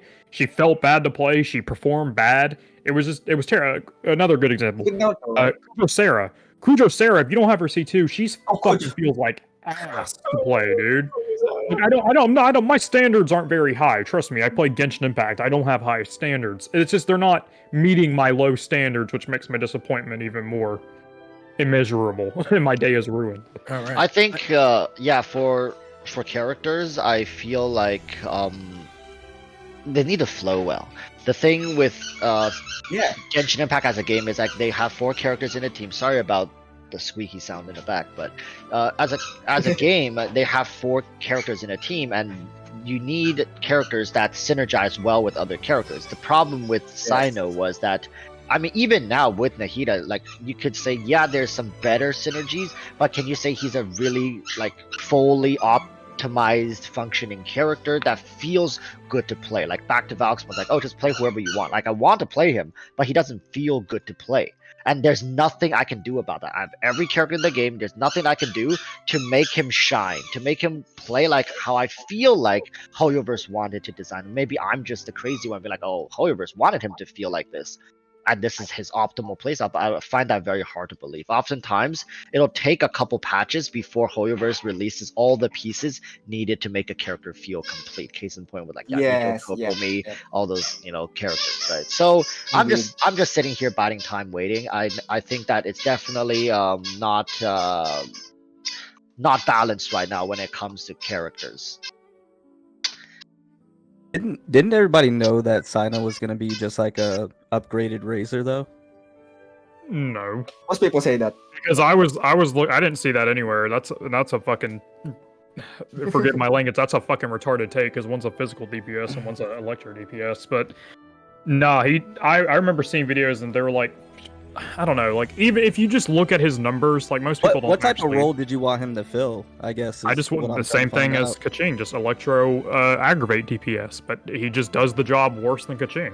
Which there's no fucking reason, and there's no reason in hell why that should have been the case, because as I keep saying, his kit was very obviously built around being that. So why the fuck is another character who's been in the game for 2 years, who doesn't specialize in anything, performing his specialist job better than the specialist is? What That- a bit they're nuts that Hoyoverse gonna release artifact set like 3 months along the line to like buff Sino and stuff. Might. I don't know. Okay, here's That's a really good good. here's a good way to describe it. So both Sino and Nilu were both made to be specialists for a Dendro reaction. That'd be like if Nilu came out and fucking Kokomi was a better was better Super at Bloom team. Super Bloom than she was, but she's Yeah. not. Nilu is better, but Sino is worse than Kaching at the job he was. He was Are built you- to only be good in this. He was built to only be good in this one situation, and he's worse at it than a character. Were that you gets it. able to figure that out when you test ran him? No, I wasn't. I think it's salvageable if they release an artifact set that's centered around like very greedy DPS. Maybe that would save it. Maybe. I gotta jump in. I have actually similar to Valk here. Like I generally think it doesn't matter. Like we have characters that can clear. That. Yeah, we have characters that Don't can you just play the game for fun now? Right, like characters can clear the abyss in 20 seconds. I don't need a character to clear it in 18. I don't care if they cleared in 25 seconds remaining. Like it doesn't matter as long as I'm clearing abyss. I mentioned earlier I'm using Amber, Kuki, Sara, Tignari to 36-star abyss as one of my teams, and those are all units that people constantly rag on for being like dog water. I think it's more about team building, and my view on the niche units and all that stuff is quite honestly that like I want the units that come out first to be more all-purpose, to be more useful in a wide variety of situations, and then have future units fill in situations that those units like don't fill or can't fill or fill certain situations slightly better. And I understand the sort of underwhelming feeling of it, but I do appreciate that Hoyoverse consistently focuses on the niche units and the off-meta units and raises them up. Like they buffed Swirl back in 1.5. Yep. They've been consistently making Kuki and Kokomi stronger. Like all these units that people hate catching. And with Sino specifically, I got to admit, I think he's Hyper Bloom. He's got so much AoE with his auto attacks and his E. When I use him in a Hyper Bloom team, I have a hard time thinking that catching would perform just as well in that Hyper Bloom team, because maybe she's doing more raw damage, but his ability to just have like massive AoE constant application is a lot better. So I think what's more important is like the sorry. You go first. No, that's just my take. Like honestly, I love building off meta. I know that a lot of people are obsessed with meta, but I think that if you want to have fun with the game, like you should just build whatever teams you feel like building, as long as you know they run well. I'm fine with that. I'm fine with niche shit. But the problem I have is if you're gonna make something niche, it fucking better perform better than a character that's not in that niche. It better be better. Yeah, it will make sense. Yeah, that will make like pros and cons. Yeah, they're very niche, but they do better in that niche. Right? Yeah. So regarding the Sino situation, I mean, when I saw him as a character that can build EM but still have raw damage, right? I think that's how most of us saw him. But in his situation, he really depends on his weapon. Like it's hard to really have both until you get his weapon, which kind of maximizes his playstyle. And then in that, same retrospect, I view him as a quick bloom character. He can have his hyper blooms and still do amazing aggravate damage at the same time. And personally, I feel like that's where he's supposed to be. He's supposed to take advantage of both electro reactions at once, because he can build into both at once without actually losing anything. I would agree with that. Yeah, well, now that Nahida's out, yeah, but I've not touched Sino since then, but that's because I was so fucking disappointed. But I'm talking about specifically when he came out, and I guess that's another thing I fucking hate. Why, if you're gonna make such niche characters, why don't you release the pieces first and then the character that's the main center? Because that shit fucking sucks. Because like, there's no telling if those pieces will release in 3 weeks or 3 years. So yeah, I can't. Weird marketing. I can't. I think it's easier. I think it's easier to balance though when you start with a unit like, let's just use Kuki or Kokomi because they're really good examples. Starting them out in a situation where they're a little underpowered and then building them up with reactions, artifacts, teams, all that stuff. I think that's understandable. It's really easy to balance. It's way easier to balance the game that way. You end up with less outliers that are doing just like, you don't accidentally drop a character like Ganyu that's, just the best character in the game. True. Ganyu was not a fucking accident. There's not a fucking snowball's chance in hell that was an accident. I remember seeing leaked footage before it came out where she was dropping like 100k charge attacks in the beta. Like, nah, there's no fucking shot that was an accident. They knew what they were doing. They were making a big team. It came after Zhongli. Remember the Zhongli drama? Yeah. I think the outrage on Zhongli was so hard, and that scared them. Yeah. It scared them. I'm not saying Ganyu isn't like really busted and they did that on accident or anything. I'm just saying that like she's busted, but I get really sick of like every time like Tignari came out and immediately it's like, well, Melt Ganyu does more damage than Tignari, so Tignari is useless. And that boils my blood. I get so freaking mad because it's just like you lose the plot of the game. Like if everything is all about just raw power and doing all of that, then like you're not really I don't know.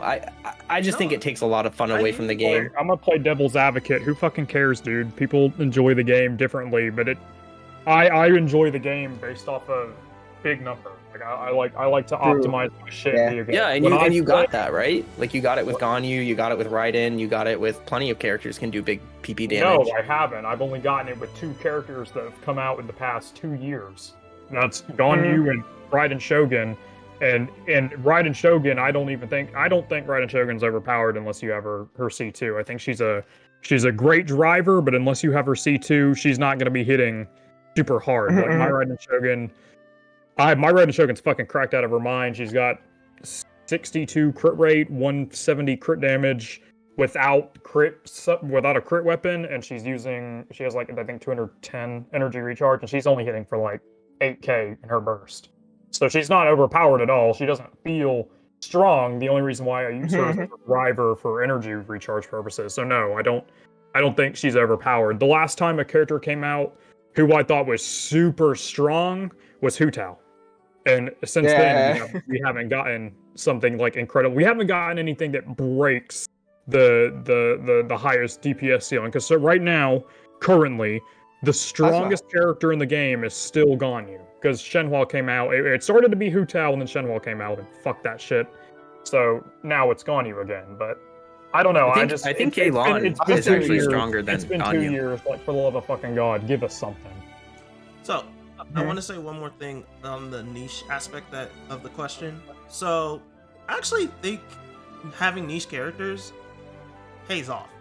Now, it might take time, but it has paid off. Like, actually, Nahida, for one example, she applies way too much Dendro that it's almost impossible for me to like apply Electro fast enough to actually swirl it, you know? But then somebody like Dory, who actually puts Electro on your active character, makes it stupid easy for me to swirl Electro when I need to for my Kazuha, because I always have it on a source, which is just my active character. So I do feel like niche characters can come in and, you know, provide something worthwhile to a team. So I think having niche characters that actually play a role is actually worthwhile. I'm still waiting for what Candace is doing. I am using her with the Luke, but we'll wait and see.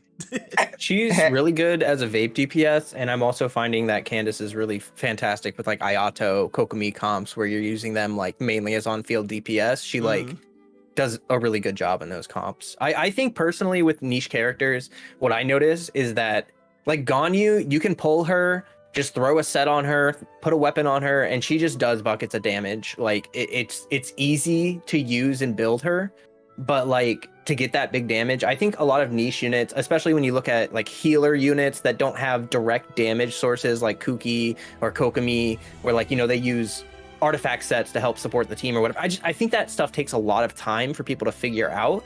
But the kind of market that we have with like YouTube and online media is like, we need guides day one, we need best teams day one, weapons day one, and that stuff obviously takes time to develop as far as like them releasing units that pair well with those units, but also just takes time for us to figure out, like you just mentioned with Dory. I didn't know that she even did that, because when she came out, everyone was so focused on like, how many reactions can she do, how much damage does she does, how much people, I guess, explored how much she heals, but let's be honest, when people talk about healing, they just throw it under the bus because they don't care. And so like, I had no idea Dory applied Electro to your character, and that's good to know, you know, and that stuff takes time to figure out and how that can like affect your teams and your rotations and stuff. Well, I mean, yeah, but Genshin, you can say what you want about Genshin, but combat in Genshin is one of its biggest selling points. It's one of the very few things that it has that it's just unique to it. So obviously, yeah, people are going to care a lot about how does this new character change, how I can, you know, how does this character change, how quickly I can piss on this character and absolutely murder it. That's all people care about, because, you know, that's just the type of game it is. That's kind of the market they hit. Obviously, there are some people that, or majority of people don't care, but like, if you're on YouTube, if you're on Twitter, if you're on fucking anything related to Genshin in the community, then chances are you at least somewhat care about meta. And even if you don't care about meta, you do want your character that you like to be good. Like, I know a lot of people that I know a lot of people that don't give a flying fuck about meta. Like, they do not even remotely care. But when the character that they're excited for comes out and doesn't perform half as good as some of the other characters in the game, they get mad. And I know a bunch of people that quit playing the game because, like, I know a guy, I'm not going to say his name, but he played Genshin for like a year, quit for a year, came back, pulled on Sino, played him, realized he was bad, and then dropped the game entirely. So, sayonara. I think what's See, more that fun. kinda- What? Oh, go ahead. Go ahead. No, go ahead. Sorry. I was just gonna say that I think that kind of builds into my idea of like people just snapshot making judgments on characters. Like they get their favorite character and like it doesn't immediately work. They get mad. But well, no, he didn't immediately test it out. Like, he obviously built them. It was a decision he came to over the course of 2 weeks. And 2 weeks, say whatever you want, but in this modern era of content creation and community interaction, 2 weeks is all you need to figure out how strong everything is, especially because so many meta people work together now. And after 2 weeks, everybody, like, the general consensus was, he's all right, but Kaching's better. after 2 weeks, everyone was telling everyone to skip Kazua's banner. That did happen. Like all the theory crafters, every single one. That is good for you. Congratulations. That is one example out of It all the happens a characters lot. that It released happens the a lot. game. It happens a lot. Like but it Kobe, happened continuously. But so hold many on. It happened characters. with Ganyu, it happened with Raiden, it happened with Kazuha, it Raiden, happens yeah. continuously. Chaos. Eula's another one. People saying skip Eula. Yeah, and they were right. 'cause Happens a Eula's lot. Not fucking useful. All right. But Eula is We very need to move good. to the next topic. either C. Yeah, let's get to the next topic. Okay, the next topic actually will tie in pretty well with where we're at in the conversation. Oh no. Is the game made for casuals, and what are Fuck its yeah. flaws? Yes, Okay, you're absolutely. all in it. Yes. All right, next Okay, question. let's have Valk go. Absolutely, the game is made for casuals. Never played a game as easy as that. As easy as Genshin in my life. The game is so, like, normally what games do is they keep moving the bar up and up and up, right? Like, the bar goes higher and higher and higher with difficulty. As you get stronger, the game gets harder. Genshin has been the exact... Actually, I would bear to say Genshin's easier than it was when it came out. Because at least the very first, Floor 12... was ungodful hard with the ice cages. Like, I was dying to the ice cages more than I was actually getting hit because the shit spawns at your feet and it's really hard to actually deal with and dodge, and we didn't have a shield at the time. So I would actually say Genshin is easier now than whenever it came out. And that to me is just like very indicative of what the game is, and the game is just incredibly casual as a whole. I agree and I disagree. The game is obviously targeted towards casuals, but Valk, you're on fucking meth if you think this game is easier now than it was. I think you think the game is easier because you have a bunch of really fucking strong C6 characters. But no, Abyss is way harder now than it used to be. Obviously, it's not hard, like, but if you compare like how much HP the enemies have now, how many mechanics there are now compared to Day 1 Abyss. Like Day 1 Abyss, if you had Venti, that was But it. you also have to compare the tools available. Yeah. But I know, but still, like, it doesn't I change think- the fact that Abyss is hard as fuck. Like, if you start now playing Genshin Impact, you're not going to be beating Abyss until you have like 6 months worth of investment. But if you started back then, you could 36-star Abyss in like a month. So I think it's overall harder now. For like, if we're going off based off the general population, yeah, the Abyss is harder, the game is harder, enemies are harder, Rift Hounds are a fucking prime example. Did you know that the big Rift Hounds, the really, what are they? What are they called? Big doggos. Alpha. Rift Hounds? The really big ones. The big ones. They have more HP than developers. So, I think the game is harder now, but I think we don't notice it get harder because we've been playing for so long. Our shit is overpowered as fuck. I definitely think the game's harder, but it's 100% made for casuals. I think it's harder. I do think it is harder. I think kind of what Valk is pointing at though is that like I think back in the day, a year and a half ago, the team recommendations were very limited. It was like you should run Ganyu, you should run Venti, you should run Hu Tao, you should run these teams. And now, I mean, the amount of teams that you can run in Abyss has just gone up exponentially to the point where, like, I think back in the day, people would build the teams they wanted and then realize, oh, these actually won't clear Abyss. I have to build someone else. But nowadays, it's kind of like, oh, well, you have a Kuki built. Why don't you throw Kuki in this team? Why don't you throw whoever in this team? It sort of works out a little better that way. But, like, I do agree that it is a lot harder as far as, like, stat stuff. No, but that also kind of doesn't work either. I don't know, what is the fucking name of the really big silver boss? I don't know his name. The one in the middle of the desert. What is his name? I call it Simon. Yeah, the triangle. That thing. Like, yeah, there's so many more Simon. Well, fuck it, Simon. There's so many more team comps available now, but if you try and fight Simon without a way to break down its invisible shields, you're not gonna win.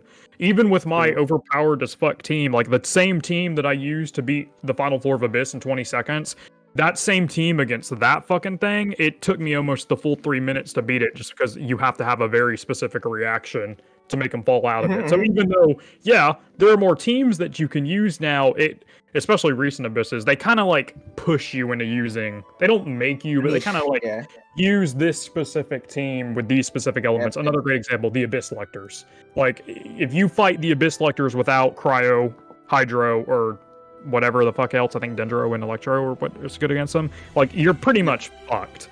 Especially the Hydro one. That thing's a pain in the ass. So, yeah, there are more teams you can do now. Yeah, a lot of them can beat Abyss, but it will depend on the cycle and the enemies in there. That's true. That's true. It does change more now, where, like, it used to be just all, like, slimes and hilly churls, but now it's, like, depending on the cycle, certain teams rocket to, like, better use, you know? Yeah, I can agree with that. You remember when first came out, and you basically had to have a Geo character to beat Abyss, or you had to have a healer when the Corrosion Abyss came when out? Corrosion first came out, everyone was like panic building their healers. I think that was the first Spiral Abyss that didn't 36-star first try in a long time. I honestly think that, like, it was mostly just because we never needed a healer before then, and everyone was like panic building their healers, because I walked into that Abyss, I didn't have an issue, and my healers were all like already built. Yeah, same. I had Chi-Chi built because she was my first 5-star, and I had Barbara half built because I was using her for a TTDS support a while ago for some dumbass team. And I walked into it first time and I got fucking shit stomped very quickly by the time I got to the third half. But then I walked back in with healers and, I beat it first try. But that was ass. I hated that it made you use a very specific team for it. I hate when Abyss does that.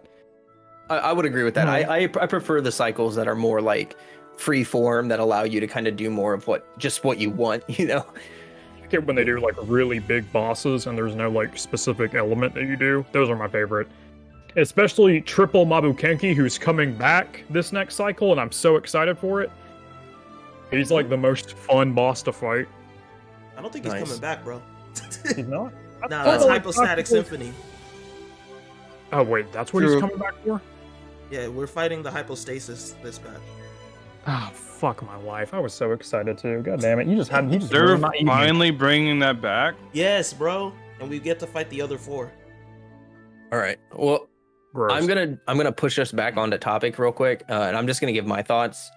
The game is for casuals, but I honestly really like that because I've played a lot of grindy games. I have a lot of grindy games to play. And I often feel like there aren't a lot of games that have, like I mentioned before, really developed story, really good world building. That's not the focus for a lot of games. And another thing that I really like about Genshin, and I know some people will disagree with me on this, but like, it helps bring people into gaming. I know that there are a lot of people that play Genshin. They don't play video games, and this is like their first go at a video game. And for that reason, I find the fact that it does kind of have a more casual feel, it doesn't scare people away. Like, I know when people try to play a game like Lost Ark, they get so overwhelmed if they're not used to MMOs. You know, they just like, oh my gosh, I have to play for like a month to get to the end game and I don't even know what I'm doing. So I do think that Genshin helps bring more people into gaming, which I think is a fundamental issue with gaming, is that we make games for gamers that are like hardcore gamers, and we often neglect maybe the more casual crowd of people, which I think is why like indie games are more popular nowadays. But yeah, okay, anyone else wanna?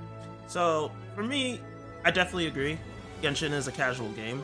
But at the same time, I feel like people, like the moment people see that, oh, you try hard in Spiral Abyss to get 36 stars, and then they're like, oh, you're a tryhard. But my thing is like, it only takes me like 20 minutes to get, my 36 stars, then I'm done. So does that make me a tryhard now? Just because I can do that after 2 years of investment and a lot of money? let me not lie Actually, the about it. average day one player.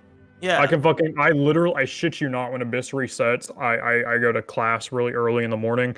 I literally log on and can beat Abyss with 36 stars before I have to get dressed to go to class or work. Yeah. It's easy. Like, it's not hard. So It's something that you can do on your lunch break. yeah. Like, it's So my main thing is like, I just kind of get confused about the line between the casual / try hard in Genshin, because I mean, a good chunk of us have been playing since almost the beginning, if not the beginning, and Spiral Abyss isn't a problem. You know what I mean? But just because we, we clear Spiral Abyss 36 stars, all of a sudden, oh, we're tryhards. It's like, no, I've been I playing know for I can tell you why that is. It's not because a majority of the people that play Genshin have quit, but like the people that are watching YouTube, a lot of the people that have been playing Genshin since day one have stopped playing it, at least the ones that were active on YouTube. And even though, like I say this all the time, that Genshin bleeds players pretty fast, but they heal faster. So like, they lose like 100 players a day, but they get 200. So like the game keeps getting bigger, but a lot of the older players, they're pretty fucking tired of it after 2 years, so they quit.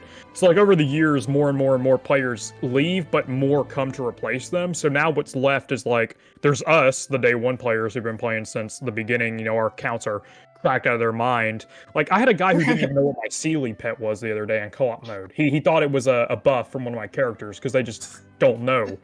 And I'll be fucking playing, and somebody will see my account. They're like, "Oh, you fucking try hard," and it's like, "No, man, I just play for 5 minutes a day every single day for 2 years, and you'll have this shit too." But they don't see it like that. True. They see it as you have all this shit. I don't. You're a tryhard. That's just the way they see it. They don't know. Like you play this game again every day, 5 minutes, 2 years, then you're gonna piss all over everything. That's just the way it is. I've had people look at my account and be like, "Oh my god, you fucking whale, you have almost every 5-star in the game." And it's like, no, I've had Welkin every single day for 2 years, so I have almost everything in the game. The whale shaving. Yeah. Classic. And not even that, but Whale like, shaving. you calculate how much shit, you don't really think about how much rewards you get from exploring. But like, if you take all of the exploration rewards and put it in a big pile, I'm sure you'll be shocked by how much is there. Because like, if I make a new account right now, I can get a limited time 5-star losing 50-50 right now if I wanted to. Because I've done it before, because there's just that much shit just available on the map. Yeah. So like, it's very easy for new players to get in and see it. But again, they're new. They don't understand what average shit looks like. So they'll see it and be like, "Oh, try hard." Okay. Yeah, when it, what? Oh, go ahead. Sorry. I was waiting to jump in because, I'm actually very curious as to what people have to say. Like, because we're still on the topic of, is this game made for casuals? I believe, right? Like, we're still on it. Yeah. So this is the thing, right? I feel like this game is designed. Like, if you look at the mechanics and everything, like, imagine trying to figure all this out without guides and stuff. I know we have them. I know, like, you can't, like, it's kind of unreasonable to say, like, "Oh, well, imagine if we didn't," because we do. But if you are somebody who don't look up guides and like optimal teams and rotations and like synergies and how like the intricacies, like ICD, I mean, you don't have to understand it to play around with it, because it's in the game, right? It's just you don't know what it's called. It's like, "Oh yeah, like this is how I've been playing." But for somebody who, if they don't ever look up any of the contents and guides and stuff, this game actually isn't that easy to grasp, like to master, I guess. Like, because then you'll, like, there's melt and then there's reverse melt, there's vape and then there's reverse vape. Like, we gave name to these, like, I guess, phenomenons that we've observed in the game. But for somebody who never like looked at any guides, it's not an easy thing to really to understand and to master. That's fair. I'm Right? gonna play devil's advocate. I don't agree with that. I think it's pretty simple. Like, it's Right, but the thing is, you have to detach yourself from your I did. Like, understanding. this is And just think of the average Joe, like your average Genshin player. Imagine a league player, like your typical like brain So damage, like I like those kind of people who really don't put any effort behind playing games. Like they're like, to them, like GTA, it could be a hard game. Like it's just without the resources. You just got to think of the average Joe, the average gamer, not anybody who's like intent. Because Genshin are actually, you meaning like, someone that's like never played video games before, or like plays barely, them yeah, very like, casually? yeah, like mobile game Okay, players. then fair enough. Mobile game players who are No, very mobile game casual. players actually. dude, no. Genshin takes a lot of very, very common mechanics in mobile games. They will pick it up instantly. That's why I was amazed when people didn't really get it. That's why people like Imtash did really well, because he never played mobile games. So he was explaining stuff that I thought was common sense, because almost every mobile game has the artifact system, and they're literally just called artifacts in this one. But like They almost all have. I've never played a mobile game that has this much polish to it. Like the reaction system, like all the gacha games I've ever played are very dumbed down, like very basic stuff, like Fire Emblem, like just think Fate. Like it's the same thing, though. not. Yeah, it's never It's the this. same. It's like it's the same thing, but with a different skin on it. Like, yeah, Well- it's way more polished, but like the polish of it doesn't change the mechanics of it. Like No, most of I didn't look up guides for like the first 2 months that I played Genshin, aside from like looking for materials for leveling up. Like if I didn't know what this was, I'd look up a fucking guide video for it. But like even me, like it was the first it was the first mobile game that was like this, and I just logged in and I'm just like, okay, like it was very easy. Like So reactions okay, were very my question to simple. you. Like, all you need to know about reaction is one thing, touch other thing, do damage. And that's pretty much it. And like the mechanics itself, like I can read crit rates, and it's like, oh, this is the chance of me critting, crit damage. This is what it does if I crit. Okay, hydro bonus damage. Okay, well now that's what that like. It's so basic. Like Yeah, but that's if you read it. yeah, But most people don't read it. Most people don't read it. No, you guys think I'm No, he's coping not wrong. with this. He's not wrong. I know guarantee you're not you. wrong, but But like I mean, doesn't that kind of like, if you're saying that's like the average player base for Genshin, doesn't that kind of prove the point more that the game is very casualized? That's what I'm saying. It's a game Yeah. that's designed for casuals, but Hoyoverse left this thing in the game that just make the game complex enough where it merits making content for it.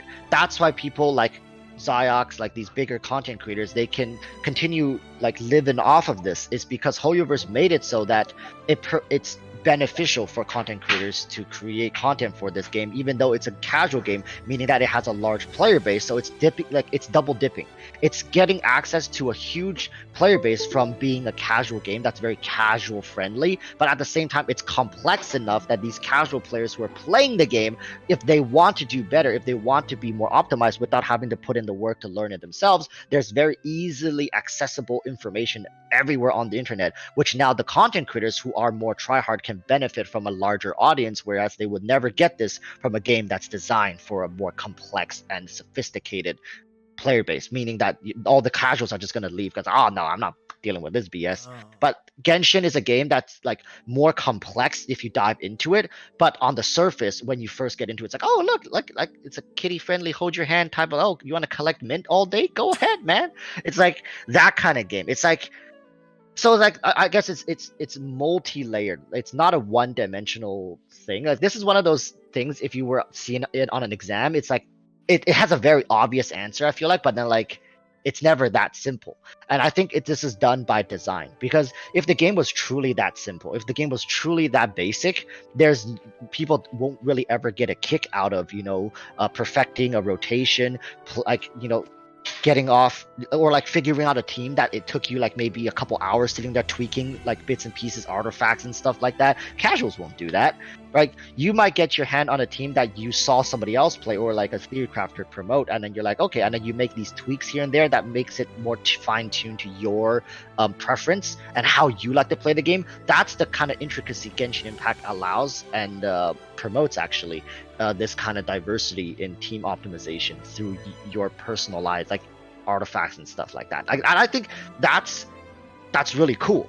And that's like the key to this, like one of the many keys that Genshin has to why it's so successful. But yeah, to answer the question, on the surface, it's definitely made to be casual friendly. It's just wanting to pull in as many people as they can to feed the content creators that are making free content, which they're sustaining off of that financially. So they'll keep doing it, which promotes more. And then like it just never stopped. The ball keeps rolling for Hoyoverse. Yeah, I actually would agree with a lot of what Walrus just said. I think that for us as gamers, like I played games my whole dang life, so a lot of this stuff is just common sense, but it's just really not. Like for specifically like my channel, I get a lot of people in my Discord that like, you know, they have a life, they have kids or a job that they work a lot. And like what Walrus is saying, like they don't get off their job and go research Genshin, like best builds and all this stuff, and like get on the game and grind artifacts and swap them around, and they just don't do any of that. What they like, these theory crafters, like he's saying, thrive off of these kinds of players. He's like, I guess you would call them like low information, very, very casual players who just like, they're used to autoplay games where like you literally can't lose kind of deal. As long as you press go, you win kind of deal. But one thing I did hear once, so I was listening to a Theory Crafter podcast, and this was kind of what Walrus is saying, is that like Genshin is a really unique game because it is so incredibly simple on the surface, but then as you dig into it, it gets deeper and deeper, but you don't need to know that stuff for it to work. Like in a lot of video games, if you don't know the inner details of how things work, you're going to mess it up. You're not going to do things right. You're going to just make a bunch of mistakes and do no damage. But in Genshin, like there are a lot of situations where you don't need to know how deep the systems are, and yet you're just doing it right because it's just meant to work sort of flow pretty well, I think. Okay. Translation: the average Genshin player is fucking stupid. Well, not really that. It like no, I said, no, you know, I got you. I'm just fucking with you. Yeah. It's just, I think a lot of us longtime gamers have gotten so accustomed to gaming in general, that it's really hard for us to think what it's like for people that don't. Like, yeah, that's what I said earlier. Is like if Genshin has actually, I've heard it a lot that Genshin is a lot of people's first video game at all, like at all. And for that, I get it. Those people go and they're brand new to video games and it's like they don't understand any of it. It's like trying to get your parents to like sit on the computer and move the character around, because you gotta use WASD to move in direction, and then you gotta use your mouse to control the camera. They can't figure this shit out. Like I've tried to get like my parents to sit down, not play Genshin, but like a racing game, for example. Like they're like, how do you move the car? Like like the camera. I'm just like they just go into the wall. Like basic gamers, when they first interact with this stuff, like they can't even get the camera and characters to walk straight, let alone like reactions and like crit rate, crit damage stuff. Like it's, if you truly think about like somebody, I mean, not first time playing video games ever, but I'm sure they played some Candy Crush and mobile games. So like first time playing this kind of game, it's like it is quite a lot to take in just to get the controls. And then there's 1, 2, 3, 4 different characters, and each character has their own unique abilities. Figuring like it takes quite a while to get accustomed to this stuff, and then the intricacies of artifact building, substats and stuff. It's definitely something we take for granted as people who have played these kind of games in the past, or like for many years, or our whole lives. Perfect. Anyone else have anything else they want to add to this conversation before we jump on to the next one? We're gonna have to start moving a little faster. I'm good. All right. So the next question is going to be, again, similar kind of thing. How do you feel about the Genius Invocation TCG, the trading card game?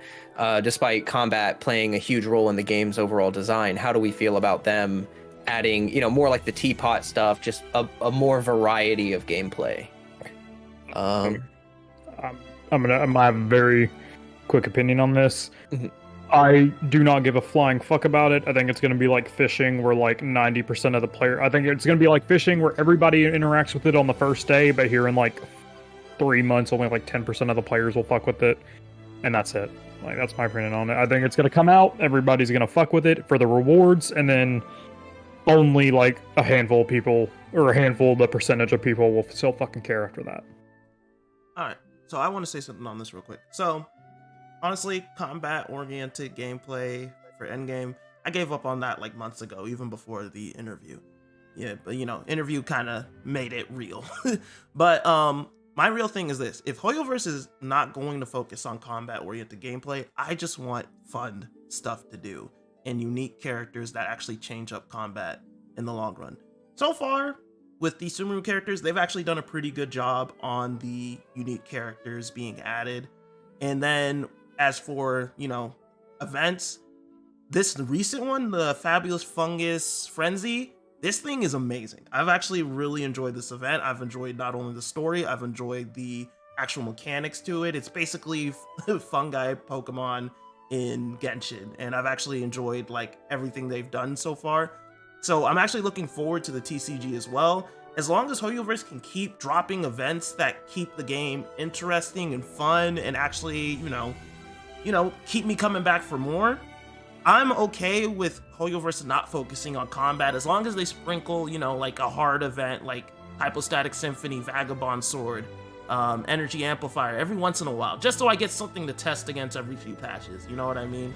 But yeah, I'm personally of the camp that I'm okay with them not focusing on combat if they keep up the event quality and just, keep it fun for the general public. Yeah, that's me. Beautiful. Absolutely beautiful. Oh, Gmo pop back in. All right. Who wants to go next? I got you. I actually think that's the way to go, because obviously, like they said, they not really looking to make more combat focus in game, which is a damn shame because I really do enjoy Genshin's combat systems. I think it's good. But I think them going more towards permanent game modes is a really big step, especially with the Genius Invocation supposedly having player versus player stuff. I think that's a really, really good step forward because it's going to promote something that the game desperately has needed for a long time, in my opinion, and that's replayability. That's something that you don't necessarily need a reward to want to continuously play. It's something that you just continuously play because it's fun. It's either the challenge of going against somebody else, showing your deck's good, or maybe if they, heaven forbid, put a ladder inside the Genius TCG where people can climb ranks or climb a leaderboard or whatever the hell it is. It would give people, once again, replayability, which I think is a very big thing that the game's needed for a very long time. Heck yeah. I mean, I would agree with that. My thoughts on it, I don't play many card games. I haven't since I was really heckin' young. But I do think that this is like a good step in the right direction as far as like providing alternate things to do. Like often one thing I find is really frustrating is when you try to co-op with your friends, and unless you have like a boss to fight or something, like there's literally nothing to do. You just stand there. And now you could like co-op people and just be like, hey, you wanna do some TCG, you wanna duel, and it just turns into Yu-Gi-Oh, But I think that with Hoyoverse and the polish that they tend to put into things, I'm expecting it to be pretty interesting, to be pretty fun. And I think it also does give something to people that like there are people that get really nervous about the combat. I know that's silly because it's such a big part of the game, but like for people that like more strategy oriented things where they're not worried about like timing and rotations and stuff like that, this is probably going to be like their bread and butter for the game. I like that PvP has no rewards, and I'm just hoping that we get Primo Gems and Resin. Like that's what I want for PvE. Like give us a weekly where we have to duel like Sino or Gene or something, and then give us Primos and Resin. Make it easy. Make it so you don't even have to win. You just have to like participate or something. I think that would be great for the viewers, or not for the viewer, for the players in the game, because even if you don't really like TCG, if it's an easy way to get Primos and Resin, people will still like it. They'll still like want it in the game. Yeah. Also, I mean, this actually gives us as content creators a lot of potential content as well, since we can like host like our own TCG tournament if that's what you want to do, or just play your viewers for fun if you're just trying to kill a bit of time. So yeah, I'm all for it. I'm not gonna lie, if the TCG turns out good and it's like deep and it's not extremely shallow, it's not basically Hearthstone 2.0, I'll probably come back covering for the TCG. Yeah, Because I I'm really really love excited for it. TCG. I love Yu-Gi-Oh. I play the hell out of Yu-Gi-Oh. So I'm pretty excited for the TCG and how it's going to turn out. Yeah, like card games have a lot of longevity. Like, I mean, Yu-Gi-Oh is still going. Like, I don't even know how that's possible, but like Pokemon tournaments still happen. Like, it's kind of like a good system to add that probably will have a lot of longevity to it as long as they do it right. So I have Back and something to say with the TCG because card games in China, I mean there are Chinese card games that are made, I don't know, like 12, 13, maybe even longer ago, and it's still one of the most popular games, and to say it's, I think it's even bigger than Genshin in China.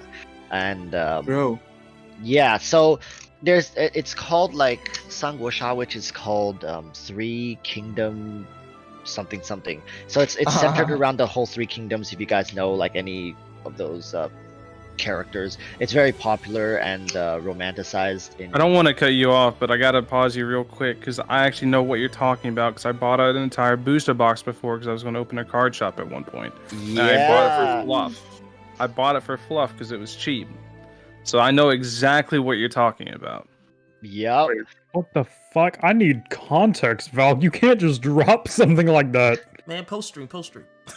Yeah, there's this card game. I can probably drop the link if you guys are interested in general here, and you guys can go take a look. Like, and I think like this is just another one of my weird, crazy conspiracies. I think Genshin is trying to get into that space and eventually make physical copies of these card games so people can play them over the table. For sure. No, for sure. Like, For and like, sure. right, they're gonna get a huge, Money, like, I money, wouldn't even money. be surprised in the future that they make like a separate like mobile app just for this card game if it does well. So by that train of thought, I do think they're gonna put a lot of effort into this card game. At least it's gonna be something that's gonna continue to update with likely new cards and stuff, new synergies. It might start off simple just so people can get their toes wet and just actually play it. Like get the casuals playing it at the very least, right? Don't overcomplicate this stuff. And over the years, if it continues receiving live updates, it's gonna get more and more complicated. There's gonna be like more broken ass characters coming out, and there's gonna be like Kaching's gonna have a evolved Kaching or C6 Kaching or something like that, and she's gonna have like this essay skill set, which like you got like, okay, if you have 3 characters like turn sideways and 1 turn vertically, your Kaching has 3 electro charges which can synergize with like, it's just it can get really, really complex. Like these card games can get really messed up over the years, just because people who keeps playing them have been playing them for like 5, 6, 7, maybe 10 years plus, and they need that like complexity to continue feeling excited to play the game. But definitely I see it starting off very simple, straightforward, just to make sure as many people will play it as possible. And I do think it's going to be one. I don't think it's going to be like fishing. At least I really hope it's not going to be like fishing. It won't be. I hope, because this is pessimistic. something that they can make a lot of money on. Like over the table card games in China it's huge. It's like, it's insane. That game I'm talking about, they even have like web versions. They have tournaments and like I know people who spend like 30K on that game every month. Just like, yeah, because online you have the gacha for characters. And they have like hundreds of characters. Like for example, they have D-Look, and then they have like 20 different versions of D-Look or something like that. So it's just yeah, they have D-Look in his prime, D-Look like when he's old, D-Look when he was like out picking peaches one day, and they all have different skills and like combinations and attributes, right? So it's just, it gets pretty wild. So I can see Genshin going down that line, but yeah, it totally could be opposite. Soul could be right. It might just be like a fishing 2.0 kind of thing, but I really hope it doesn't. I hope it's more like the teapot. Well, I just think if the audience is as casual as they are, like y'all say it is, then I think a mass majority of people just won't even give a shit or won't even interact with it. And if they do, they'll interact with it a little bit and not touch it anymore. I definitely don't think. I definitely don't think it'll get to the point of popularity where they make cards in real life, because like they don't even make official action figures for the characters in real life. So I definitely don't think it'll get to that point. I mean, They do. they already make technically Genshin do cards, with though. figurines, So but actually- that's And beside the point. collaborations. So the thing Yeah. is with card games, I don't know how many card games you played, Soul, but they're a little bit of a trap, right? Yeah, I Because know. you get into them going very casual, because you get a very casual understanding. But the more you play it, the more you understand, and the more intricate it gets, the more like optimized and meta your strategies become. Or like that's Yu-Gi-Oh, ridiculous. for example, there's a lot of off-meta and rogue strategies you do that catch a lot of people off guard. Like my strategy is very, very you're rogue. preaching to the choir. I know how card games work, and So I People really think just this describe is something such a that's going to game. catch a lot of people off guard in the terms of popularity. I think but it's I going just- to pop I off. know, but like, there's a difference between a card game and a card game within a gacha game. I get that, but with I mean, Hoyo's reputation, Hearthstone like, and Gwent. yeah, Gwent's a very good example of a card game inside of a fucking RPG that blew up. Also, Digimon World 3. I feel like a lot of people are going to just join Genshin just to play the card game. Maybe. yeah. No, you'd be Well, surprised. it's Doubt it. Because can you imagine starting to play Genshin with full intentions of playing the card game and you realize, oh yeah, I gotta go through fucking 40 AR levels just to get to it? Like, Well, nah. we'll see how accessible they make it. We'll know by day one. Yeah, that will be interesting to see, like, how they handle, like, oh gosh, one thing I'm excited for is to see, like, how do we get the cards? Like, it's not going to be gacha. They got to make it free to Is that play. gacha? They've already confirmed that you can get them all by just You get them playing. for free. So you give up like normal mats and you just get like a little pack that has a couple of them in it. It's like Okay, one of okay, those- so it's kind of like One's parametric 100 transformer. dandelion seeds or something, some shit like that. So Oh, that's good though. that's That'll be gacha. good for me because I have like millions of mint. So same. No, not mint. None of them are like as cheap as mint. They're like Ascension mats, and you trade them for cards. Oh, okay. Well, that's good though. I mean, I think that gives us, something to dump all our useless crap into. Yeah, let's- especially I have over 500 of every Ascension mat that came out before Sumeru. So Then that means everybody can get like the strongest cards. I wish it would like be like chance driven, like you would gamble So, for some cards. here's the problem I have. Trading. No. Trading. No, let me talk about this first though. Like, so the Fine. thing with there being a meta strategy and card games that everyone's going to run is that you can specifically target said strategy. I yeah, promise you, there's Mm. going to be a way to absolutely Cool. cuck the people over if they're running like a meta way. So it'll be fine. With I card haven't played games, card there's a games, way. so using I already speak. a combo that nobody expects and fucking people up with it. Cody, you got anything to say on this? No, not really. You guys kind of touched it. I guess the only thing I would say is if that would be true if it gets that intricate. We have to see how intricate it actually gets. It could be very, very base and stay base the whole time. Yeah. The one thing I'm Yeah. worried about is how be consistently a they'll huge update strategy. the game. That's the thing. Like, is it going to be like every patch, every 2 to 3 patches? Like, are we going to get new cards? But I guess we'll find that out after a few patches. If it does well, for sure they're gonna update it. Like Yeah, I think we can use Regularly. Teapot as Yeah, like an Teapot- example. Teapot would be a good. the teapot. Yeah. Take all that thing that nobody does anymore aside from the weekly True. rewards. It's moot. It's very moot. Okay, well, I think we should probably jump to the next topic. Dumbest Um, community drama. Yeah, dumbest community drama. Fucking easy. I'll This is go a ahead. slam dunk.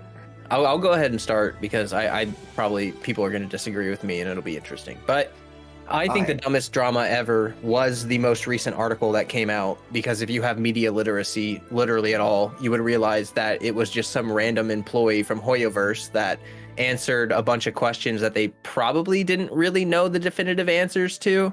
So it's like an anonymous interview. The person's not named. We don't know who they are. They probably got fired afterwards. And like we just don't it just like people treat that article as if it's gospel. And that is the most ridiculous thing ever to me. Like one person in an entire company says something that may or may not be true or accurate, and then they just like everyone in the community just runs with it as gospel, and I just think that's the Well- most ridiculous. For the same you see reason how, why like- you can't confirm it's true, you also can't confirm it's wrong. There was also the site that they published to is a very credible site for gaming information. So yeah, a lot of people took it as gospel, not only because of that, but because again, the site it was posted to, and you have no proof that it was incorrect for the same reason you have no proof it was wrong, and it basically it kind of confirmed what we already knew. It I was just haven't. true. Well, also, Wait, Hoyoverse observing, hasn't Hoyoverse. exactly said this isn't incorrect. They haven't Well, come out and said yeah. anything against True, it, and with true, how widespread popular it was, you figure they would have at least said something. but they said nothing. They always say So- nothing though. Like they said nothing during anniversary. They said nothing during. They that's like their gameplay strategy is just to like ignore all the drama forever. Yeah, but you would think if it came from like somebody that wasn't credible, they would have stepped up and said, "Hey, this individual wasn't credible to speak on our behalf. Everything they said wasn't true. Keep moving forward as so or as such." Yeah. It's not even And really so about far, confirming or denying. It's really just like asserting that it wasn't them. Right. And to be fair, like for people that think I'm just copium as heck, like I think there's going to be some great combat end game soon. Like I'm not saying that it's wrong or that like that's not the direction of the company. It's just like if you look at the answers, they don't provide like any information like at all. And so I just No, I think the speculations people make from that article are so far reaching and so No, It's- I When you agree say with when you. you say It's like information, do you corporate- mean their answers? yeah, like the answers to the questions. Like one of the questions was like, we need resin to upgrade our characters. Are we gonna get more resin? And the answer was like, you use resin to upgrade your characters, and you can get resin from playing the game. Automated response. Like literally, that's like duh, and that's what. That's not true. A lot of their answers No, were they- basically like they explained what it was, and then they In a their answer to roundabout almost way, everything was yeah. we have no intentions of doing X Yeah, at this moment. it was in a roundabout way to where they can be ambiguous about it and it not be, cut and dry. It was Sure. very gray. But if you read That's how between the lines, corporations talk because they don't yeah, want if to you say read if no. you read between the lines, you knew exactly True. what they were saying. But you didn't need that article to already know the direction that Genshin was going. That article just solidified it, but you already knew where Genshin was going. You didn't need that. Yeah, I don't think it was dumb. Even if the article was uncredible, I don't think it was dumb because it just goes to show how fed up a lot of people were. So we finally get a piece of information that basically destroyed any hope. It confirmed what people did. It basically told people what they didn't want to hear, and what they didn't want to hear was the truth. I don't think it Well, was dumb yeah. because of that. Well, yeah, but Uh, it must- like where I stand with that kind of thing though is that like if you didn't quit until that article came out, or if like that article was the turning point for you, you are the one that was on copium. Because I love this game regardless of like those answers that they gave that were kind of dumb. I think that like I've said this before and people are going to cancel me for it someday, but like if you don't like the game, you should quit. Like if you don't True. like the direction of the game, literally quit. Stop like just pooling toxicity into the game that people enjoy. Like if it's really that bad, like just shut up and go do something else. Like that's how I feel about it, because That is a dog shit take because I can like a game and want it to be better. I agree with that, but I think that it's hit a point where it's not that. It's not, oh, I love this game so much, I want it to be better. It's like, I low-key hate this game, but I just won't quit because of views, subs, attention, that kind of stuff. I think a lot of people are in that boat. Like you got like bigger content creators that can't quit the game. I think that's because- most content creators. Yeah, Yeah, it's I've like said their on that audience. game. I like I've said this in the past that if there's a game that comes out that can get them even remotely similar views to Genshin, they would Exactly. quit in a They heartbeat. would They quit would they would immediately. leave So so fast. fast. Yep, they would be And out of the here. funny thing is everybody knows who everybody's talking about. That's the funny part True. about Yeah. True. Um, Yeah, it. You say but who or true? No, true. yeah. Oh, I thought he was saying who, like, Who? like name of- Nah, I don't need you to tell me. I know. No, I the know, man. and, but that's the fact. But the thing is that people were holding on to hopium, and that article just solidified what they were hoping wouldn't get solidified. But everybody knew the direction that it was going.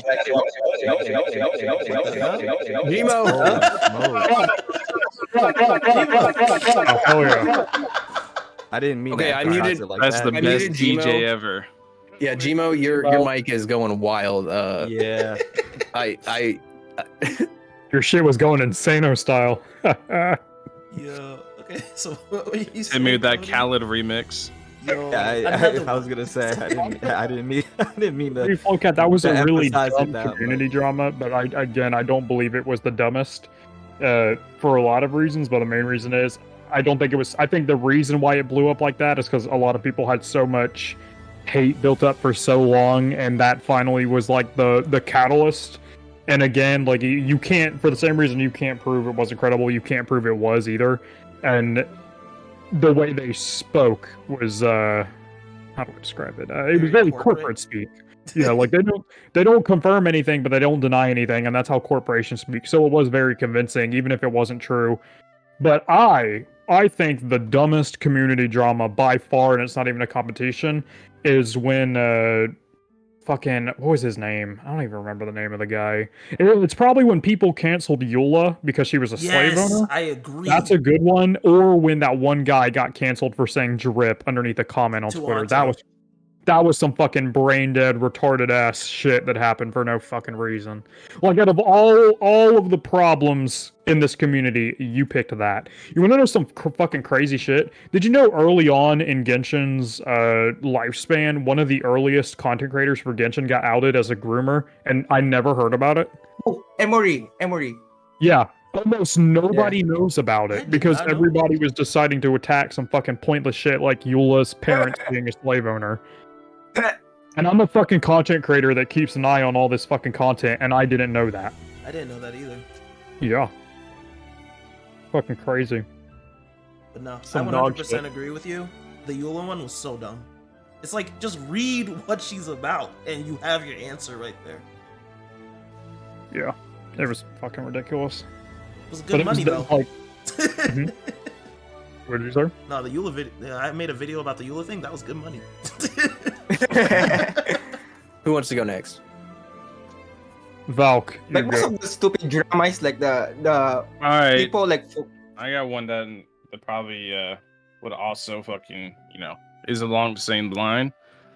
People upset of the skin tone of the Sumeru characters. Yes! That was so fucking stupid! Oh my god, it was so fucking retarded. Especially because in Genshin, like, the fucking... Okay, I'm gonna get canceled for this. Say it. Fucking Mossad is based off of Germany. Alright? The characters are white. Normal. Okay. Liyue is based off of China. The characters are white. Slightly less normal. Japan is based off... Well, fuck. Inazuma is based off Japan. The characters are white. Again, not typically how it works, but okay. Alright, Sumeru. It's based off of India. The characters are white. Now that suddenly it's a fucking problem. And I don't understand, like, they were like, oh, they're appropriating our culture. Motherfucker, no, go play the shit. It's very, very accurate. It's very nice. All the characters are nice references. Like, Dory has the fucking genie. That shit's cool. Their designs, the way they speak, their interactions with other people, the general, like, even the fucking food that you can buy in Sumeru is references to real life shit. I have a buddy. His name's Erixo. He's from that culture, and even he was, like, he got a fucking food item the other day in Genshin, and he was happy about it because it was one of his favorite foods in real life. And it was like, what the fuck? It was so fucking retarded. I had a buddy of mine who we were in a server. I'm very active with my community. If you're in the Discord, I'm in voice chat like all the fucking time. And there was an interaction between two people. We'll call one Brem and the other, I don't fucking know, Man. So Brem was talking to Man, and Man is gay and black. So he's like two minorities at once. And they were talking about the Sumeru update, and Brem's take was a pretty reasonable one. He said, I personally don't care what the characters' skin colors are because I'm more concerned of how they're gonna play, what their story's gonna be, how are they good or bad in meta, do they function properly, and then after all of that, then I will worry about what their design, what color their skin is. Basically, what he said is there's so many other things that I want to make sure they're good before I start caring about their skin color. A pretty normal take, a pretty standard take. He said nothing about the character skin being bad, and man tells my buddy Bram that he's a racist, bigoted piece of shit. Because how dare you say? Words.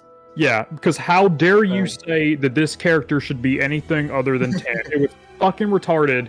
It shouldn't matter for the same reason why I think it's the same argument in video games. Like, for the same reason why the gender of a character shouldn't matter, the color of their skin shouldn't matter. And I personally think that if you are making such a big deal, if you are trying to sit here and say that the devs are these racist pieces of shit because their skin color is not what you want it to be, you're being the racist one, not the other person. But that's my take on it. In my opinion, that was the dumbest fucking drama ever. It was so needlessly pointless, especially considering how long it went on for. It went on for like 2-3 months. It was some fucking retarded shit. It's going on right now. Yeah, it's still going. Is it really? Yeah, every time a character's released, giving up, bro. I can't tell you how many times I've seen people fix them. Oh my god! Oh my god! That's racist. Oh my god! I realized Oh my god! we fixed them. We made their skin darker. Like, no, that's you dumb fuck. Oh my god! Okay, so I'm gonna jump in on this one because I feel like Soul does have a point in that people are fixated on things that are not as important because Hoyoverse has gotten many things right, and to a degree, it should be just them drawing inspiration from the real world, right? Like, Inazuma is not Japan; it's based off of Japan. It's heavily inspired the music, the aesthetics and all that stuff, but it's heavily romanticized. And of course, if you look at their clothing, like look at Raiden Shogun's clothing, nobody in Japan dresses like that, right? It's like, not realistic. Yeah, it's like it's a fantasy world that is based somewhat off of reality and based off that things that exist in the real world, and there is effort put in to respect many aspects of the culture, right? But the problem here is like they're harping like let me like just get this straight. Even if they got the skin tone perfectly right, they will find something else.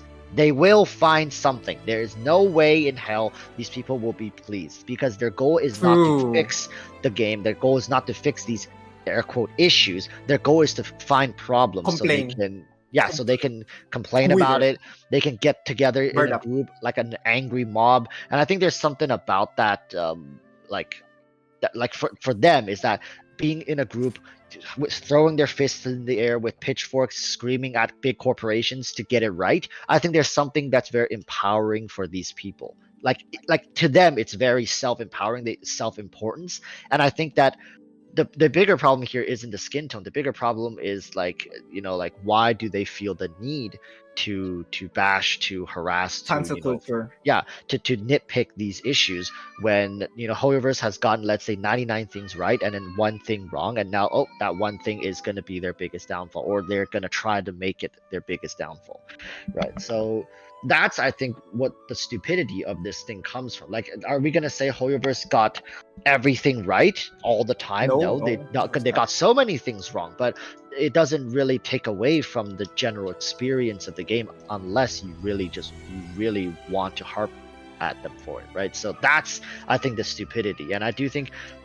one of the most stupid drama has to be the Eula one. Like, basically, they're getting upset at a video game character because of this fictional character's fictional background. Right?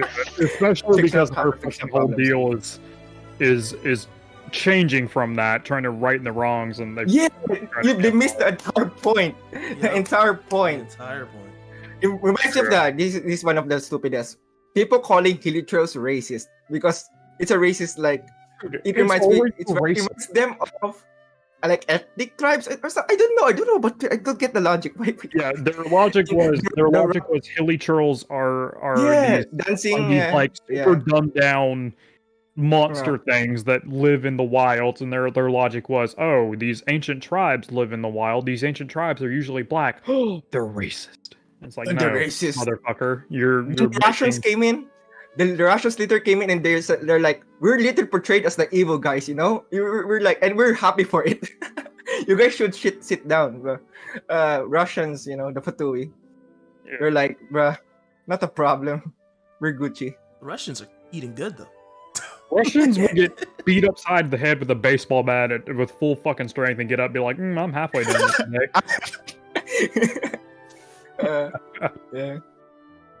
Bruh. All right. I think we should go ahead and move on to the next topic, unless anyone has something to add. Yeah. What the? Okay. I thought you were ready to say something. So I think we can skip this one topic and just move on to this other one, and that's going to be, what are you looking forward to in Genshin Impact? So for me personally, I am looking forward to seeing what the TCG is like, even though I'm not like a big trading card person. Same. Like I think it's one of those situations, like I played Lost Ark. I don't like isometric games. So I think that, like, because I like that game, it's like, oh, hey, maybe this will be the thing that makes me enjoy card games more, like gives me more appreciation for that. Because like I said, I played it when I was younger. When you're a kid, though, you don't really care. You're just like, ooh, Pokemans. Pokemon. Yeah, so that's a big thing. But also, to be honest, like I'm just a big story person, and every time a new story quest comes out, it's just like my favorite time to stream. So yeah, any story quest. Anime season. Yeah, it's like an anime. Like Sumeru, I was talking to my stream about that. Like I think Gmo mentioned this earlier, but playing through story quests with chat is just such a different, awesome experience. It really does. Like, it's so fun to see what people are saying while you're doing all the stuff that you're doing. Until they spoil you. Super. Yeah, and like the Sumeru Archon quest was so freaking long. I know some people say it's too long, but to me, it was like a whole anime season. You know, it's like I feel like I got like 12 episodes of an anime season for real. So I love it. I love it. All right, who wants to go next?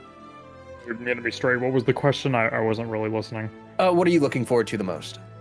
Ah, damn. Easily the characters. I think characters in this game are the lifeblood of the game, because like Exactly. the gameplay is cool and all, but after a while the gameplay gets old. The thing that keeps the gameplay fresh is the constant flow of new characters. So easily the characters. Unfortunately, recently my expectations for new characters have gone down drastically.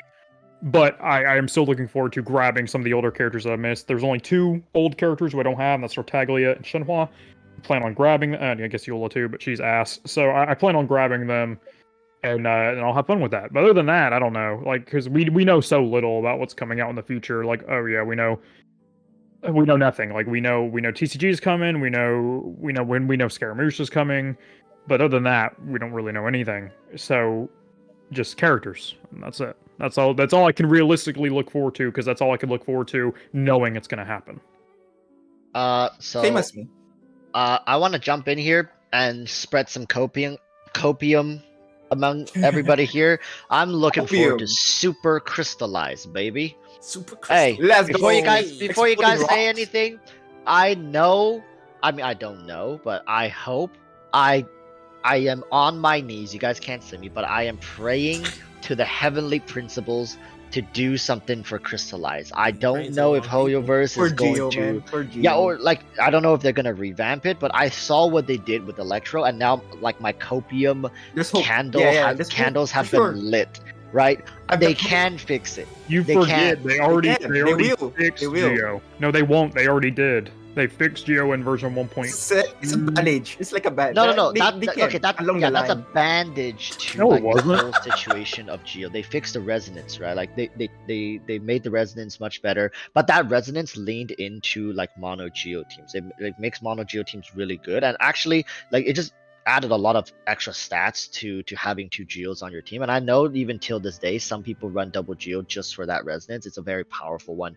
but True. I think the game pretty much is centered around reactions, and I think the crystallized reaction either Smooch. make it like similarly powerful to Swirl and how Viridescence empowers Swirl so much, Or because swirl is like maybe like the opposite. Okay, might be a bit of a tangent, but swirl is like only the character using viridescence on field can activate that effect. What if crystallize is the opposite? Like the character has to be off field, and then you proc crystallize, and then whoever procs crystallize, only that character gets it. So it's not like the element gets it; it's that character who proc the crystallize gets it. So then it's like reverse viridescence, and it's only for that one character. Something weird like that. I think they can fix it with an artifact set. This is not like we need to revamp the whole thing. They can like empower crystallize just through an artifact set, kind of like the what's that petrified Archaic Petra. Yeah, archaic Petra, but like better. Like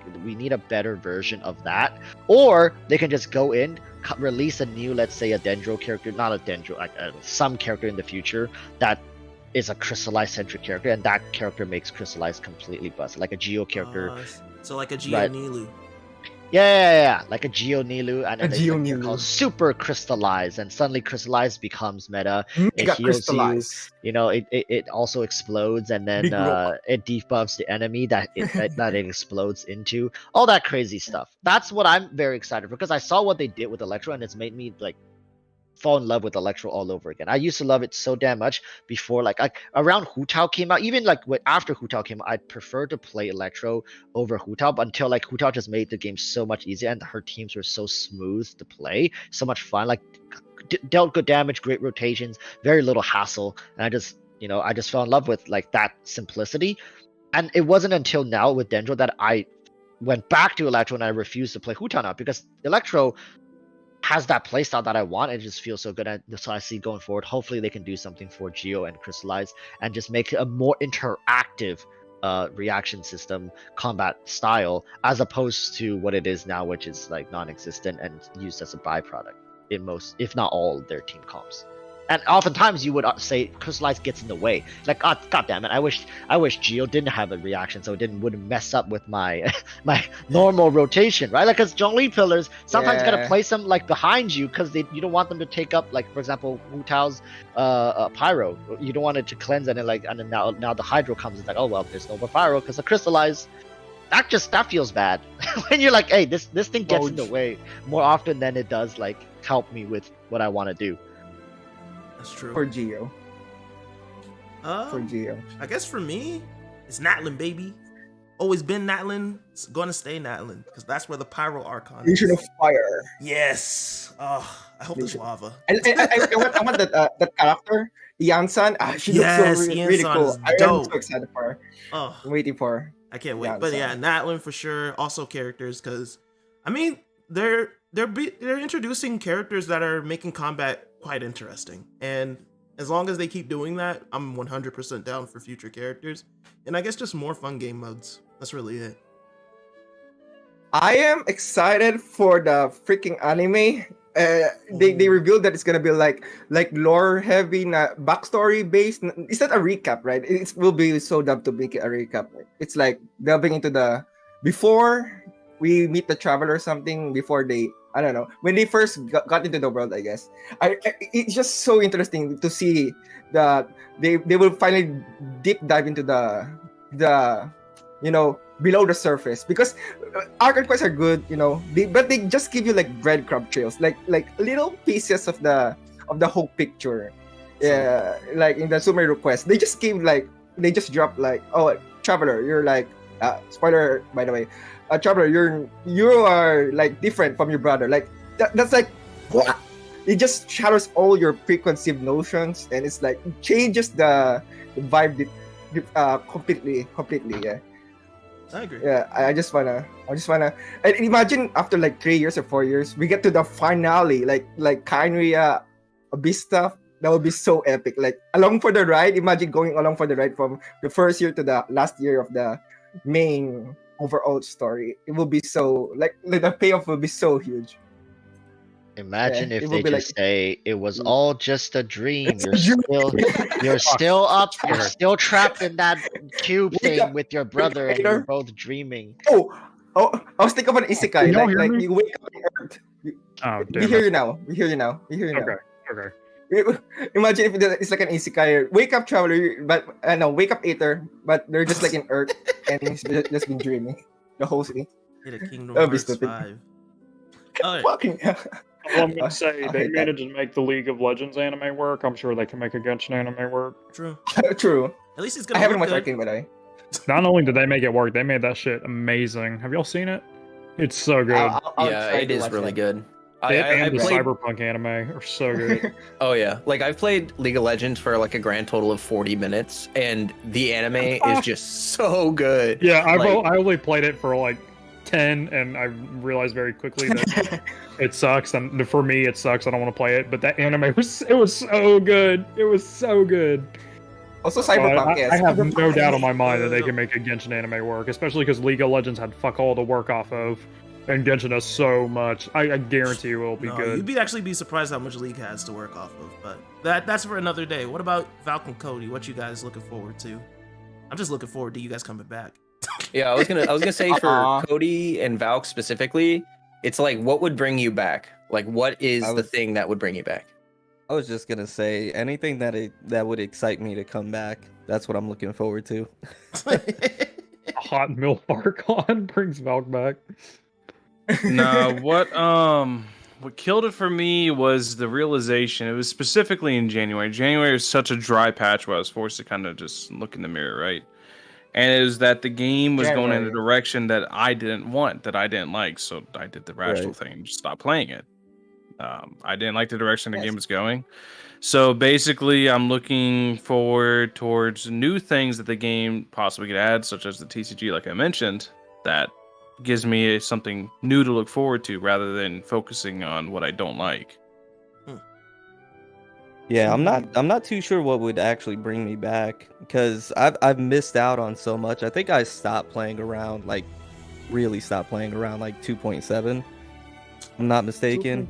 So you want I another feel- Rabbit Shogun? That's what you're telling me. No, I not genuinely believe that even though people do quit, because this kind of happened to me in a very small way with Tower of Fantasy. When I quit and came back, there was like 3 new maps that were all the size of the first map in the game, and I was so overwhelmed for like 3 hours that I like just wandered around not knowing what to do. Can you imagine Uh-huh. quitting Genshin in 2.7 First year. and, Yeah. and coming back and like Shesnaya, and just there's all of that shit over the Oh, course of I'm years. already It'll be feeling so like fun. that right Is now. there, with, dude? No, be I so would be. fun. I would be. Sumeru. That'd be like opening up your Steam library with over 100 games and having to pick just one to play. Like, Well, what that's is that's it what called? scares me is that I feel like I'm so far behind already that it would be tough for me to cut. It would have to be something that's exceptional, I think, to excite me to come back to it because I just feel like I would have so much catching up to do, and I feel like I have so much that I'm so far behind on. That it would just be like a daunting task. It would have to be. I couldn't even tell you because like. I've seen some characters, right? Like I've seen Skara. Like Skara was a character that I've been waiting for to be in the game for since we seen him the first time. And Please, I'm still waiting for Baiju. yeah, Oh, he's another one. But you know, I've seen him, and I'm sure all of you have seen him as well, in game, and he almost got me. I'm not gonna lie, I'm a little disappointed that he's not still Electro. But even seeing him and how cool he looks, I That's tough don't when know. Scar can't get you. I don't know who can for a while. I don't know. And I thought the Yeah. Dendro Archon would, but she didn't do it for Nope. me either. Yeah. It kind of sounds understandable. like it really does sound like you just like if they brought in like a new end game mode, like that would be what brought you back. Because it kind of sounds like It- you don't it really have might. much. Well, it's Go just ahead, because go I'm not as invested in the story like you guys are. Like when you guys tell me some of you cried during it and how emotional you Bro. guys get, I Hey, yo. cannot relate whatsoever. I'm just not that invested in the story. The story is great and I keep up with it and I know what's going on and I think it's a good story. I'm just not emotionally invested like everybody else is. So the story is not enough to get me back in. Everything that's happening with Nahida and the Archon quest is great, but I'm not that emotionally invested to where I'm like, we have to save her. Let's get her out. Come on. That's just not me. I'm not there. That's not how I play the game. And when it comes to the combat, yeah, the combat is what really, I think, keeps me there because it gave me a reason to pull characters. It gave me a reason to build them up. It gave me reasons to grind artifacts. It gave me a reason to use resin and log in. But when I saw the direction that the game was going, and then the article kind of solidified it after what we already knew, it got me to the point to where I then started to ask myself, what is the point? What is the point in playing? If I'm not that emotionally invested in the story, what is the point in pulling characters? What is the point of building them up? So that's I never cried, by the way. That's where it kind of lost me. I never cried. Magic crying. Yeah, see that's just something I can't relate to, and I know the story. I know the story's that good. I just couldn't relate to it. All I'll say, I mean, that's totally fair. Like, it's totally valid. But if you saw Kusanali cry when hugging Rukadavata and you didn't tear up, you're dead inside. Nah, No. Gio, you're lying. I didn't cry because I'm not a little bitch. I can't. I couldn't crying. I couldn't relate at all. I understand. Like I get the story. I get the story is emotionally moving and it has that impact on some people. I'm sorry, I just don't have that level of investment. I'm dead inside, I guess, but it's okay. I'm no. There's one thing. There's one thing though. I think Soul likes the game more than he actually portrays. I'm gonna go ahead and throw that out. I wouldn't be playing it if I don't like it. But you say you hate the game every chance you get. But I'm mostly look, dude. I come from a family where the phrase from a family where the phrase "I love you" is never said. We don't show our love by saying, "Oh, we love the game." We show our love by being absolute dickheads to each other all the time. I know, but I'm gonna throw that out there. You absolutely love the game. No, I don't absolutely love the game. I've played Genshin maybe for maybe.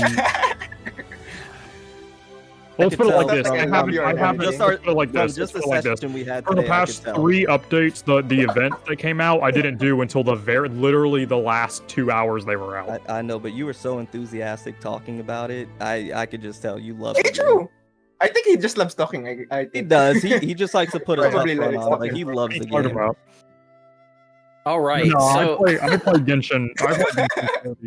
I play Genshin for the exploration. Because exploring new worlds, new undiscovered worlds, that's what I find fun in video games, and that's the only reason why I'm still playing Genshin, because no matter what, at least until Shesnaya is completely out, I know there will be more stuff for me to explore later. True. All right. Never disappoints. Well, that was very spirited. So this last part would be basically question, answers, roundup, outro, which basically means we are done with our topics. Yeah. If you would like to super chat or ask your questions, then we would, be here to answer them. I appreciate everyone for joining in on this, this podcast. Like, we all have obviously wildly different opinions about the game, views on it, experiences, and I think that it's important. Yeah, it's important for us all to come together and show you all that, like, we can have a conversation about it. It's not like we have to be super toxic and, So I hope that everyone enjoyed. I support the fuck. God damn it. Hold on, let me rephrase. First take.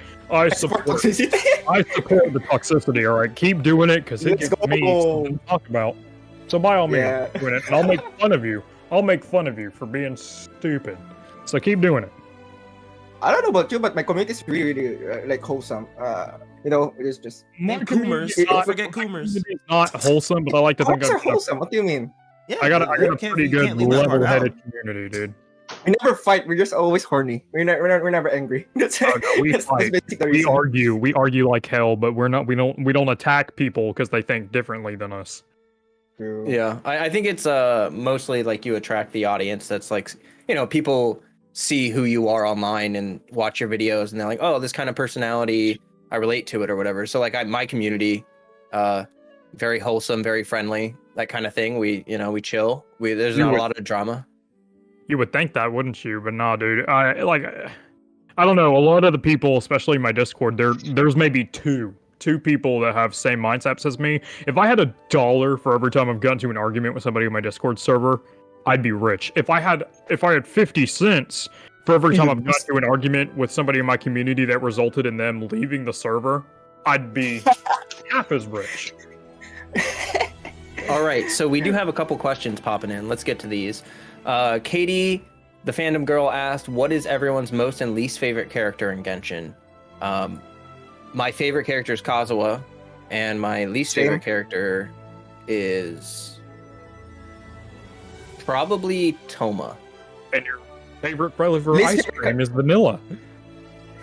Least favorite character to use for me for sure is like Klee. But I love her character, but I really hate using her. I never use her as DPS. It's so bad. It's so clunky. I hate it. My least favorite character is probably Raiden Shogun or Kaching, but I'm more so giving it to Yo? if I had to go off of it now, it's definitely Raiden Shogun, and it's entirely based off of her story quest and her design and her personality. It so much missed potential, and I don't like that they backtracked. And my favorite character is Sucrose. Sucrose. Personally, Why do you like Sucrose? Yeah, Sucrose is great. I love her. She's so fucking underrated too, especially because she's really good, especially for vape swirl teams, or not vape teams, for swirl teams, especially if you ever see six, she can be better than Kazuha in a lot of instances, especially because now Elemental Mastery is such a demanded stat with Dendro. True. My favorite character, Hu Tao, but it's soon gonna be Dia. As for my least favorite character, Replaced! Kaya. Why Kaya? Man, his Yes, butt Thunderbolt. is always in my face every time I see him, and it's not even that great of a butt. He's too seductive, man. I don't know. I don't know. Like, you could have picked Diona or Dory or Klee. Fuck Klee. No, I like those characters. Oma. But no, you picked Kaya. Yeah, I picked Kaya. Damn. All right. I also pick Kaya. I approve the message. I approve. What So- about Aloy? Well, what's our opinion on Aloy? I just leave her alone. I don't even Aloy- consider her a character. She's just Aloy's fucking... not a character. Wait, who is that? Aloy? Yeah, I don't know who you guys are an talking about. advertisement. Aloy's an advertisement. I don't know what that character is. Looks I've like never a heard of him weapon. before. I don't. Yeah, is that a what's weapon? that? What the fuck? Is that what we used to ascend shit? Huh? That's Anyway, crazy. I think Walrus hasn't gone, Yeah. and Valk and Cody. Cody. So, favorite character You- Kaching, Okay, yeah, you- least favorite character Jean. All right. Valk's favorite Why character is Jean? Raiden Shogun. yeah. Why Jean? So, Yeah, why Gene? Hold on. Okay. oh, I'm just So- curious. This goes way back to when I first summoned for D-Look. And so yeah, basically I had C4 Jean before I had any other character, and to this day I refuse to play Jean. Jean is like one of the Oh. only characters that I can say almost definitively till the end of the server's close I refuse to play her because she screwed me over so many times Oh, at it's a like gacha losing thing. 50-50. Yeah. Oh, They- I was about to say she Okay. has the legs of a goddess. I was gonna say nothing about Jean herself. Nope. Gotcha. Hey, bro, those fucking cow tits. Gotcha. How could you hate Jean? She's like the most basic Amazing. fucking. I hate her basicness. I hate She's her basicness. basic. She's So pretty amazing. All right, Valk, who's your least favorite? We heard your favorite. I don't really like whenever it comes to characters, I don't really care about the character, like as far as hatred. Like I don't really whatever. All the characters are okay. Some I like more than others, obviously. So I'm just gonna go by who I don't like playing the most, like who I find the most unfun to play, and that's Miko. Okay. Yeah. Yeah, I have Miko. this like ongoing Yeah. joke on my stream where I just continuously slander on Sucrose and hate on her just because with no reason at all. I don't know. It's just funny. I'll getting see you in the 20 getting minutes, the my friend. actions. Keep an ear out for the knock on your door. What about you, Cody? Bullying Sucrose. I think it's my favorite. It's now a tie. It was Raiden Shogun, but I think it's a tie between her and Yelan. I really adore Yelan. And then probably my least favorite, like the one I dislike, is probably Jin Yan, and that's only because they gave her English VA like a Kentuckian accent for some reason, and I'm just not a fan. True. Oh, True. really? Okay, I see how it is. It's like the thickest Kentucky accent, Oh, and I fuck just off. don't know why. Fuck off. As a Southern man, I can confirm that the Southern accents are hot as shit. All right. You Yeah, are- but there's a difference between a Southern accent and a Kentucky accent. Bro, and hers is motherfucker, a nah. thick- You know how many people I know It's a very like thick. talk like It's her? the thickest Kentucky You accent for racist no bitch. reason. Wow. There's no racist reason for fuck. it. You Real. Genshin drama. Why? You Real. Why Genshin did they give her such a New thick Genshin drama Kentuckian just dropped. accent? Let's go. Oh. Further Beyond Gaming is God, I just get canceled. racist. I think I just got canceled. No, but for real, it's for no reason. There's no point in her having such a thick Kentuckian accent. It just doesn't Nah, make man, any it's sense. great. I love also it. like it. That's like Also, her only. That's like her only redeeming quality. I mean, They I'm could have with- made her like I'm a with really cool rock Cody and on roll this one chick. because I grew up in Texas. I don't have much of an accent left because I've been gone for so long, but most of my family Texas. still has an accent. And Jinyan's accent sounds like what people sound like when they're making fun of us. Yeah, indeed. Yeah, exactly. Like her, Unfortunately, that is like true. don't get me wrong, like accents are sexy, especially Southern accents. Like if you have a very sexy Georgia Southern accent or you. like a North you. Carolinian accent, Thank you. and even Kentucky accents, but they gave her like a very thick Kentucky accent for no apparent reason when she's this rock and roll chick. It just, for me, it just doesn't make sense. Like you look at her design and then she Cognitive speaks dissonance. and you're like, Yeah. what? It just What? doesn't match up. Now if she had like a banjo or something, that would Maybe make the more sense. idea was since I you think I used know JP. Elvis is from Tennessee. Tennessee's like the home of fucking rock and roll. True. Maybe that's the idea behind the whole thing. But like I said, to me, it's just Maybe. the way they did the accent. Yeah, it's just such I a come thick, from. yeah, like I that would come make from sense if she had like a nice the Tennessean lower accent. 50 states. I come from deep fucking south, and I'm not sure if you noticed. I'm sure it's kind of obvious, but I grew up there, and even though that's like the Hollywood bastardization of how we speak, I still think it's hot.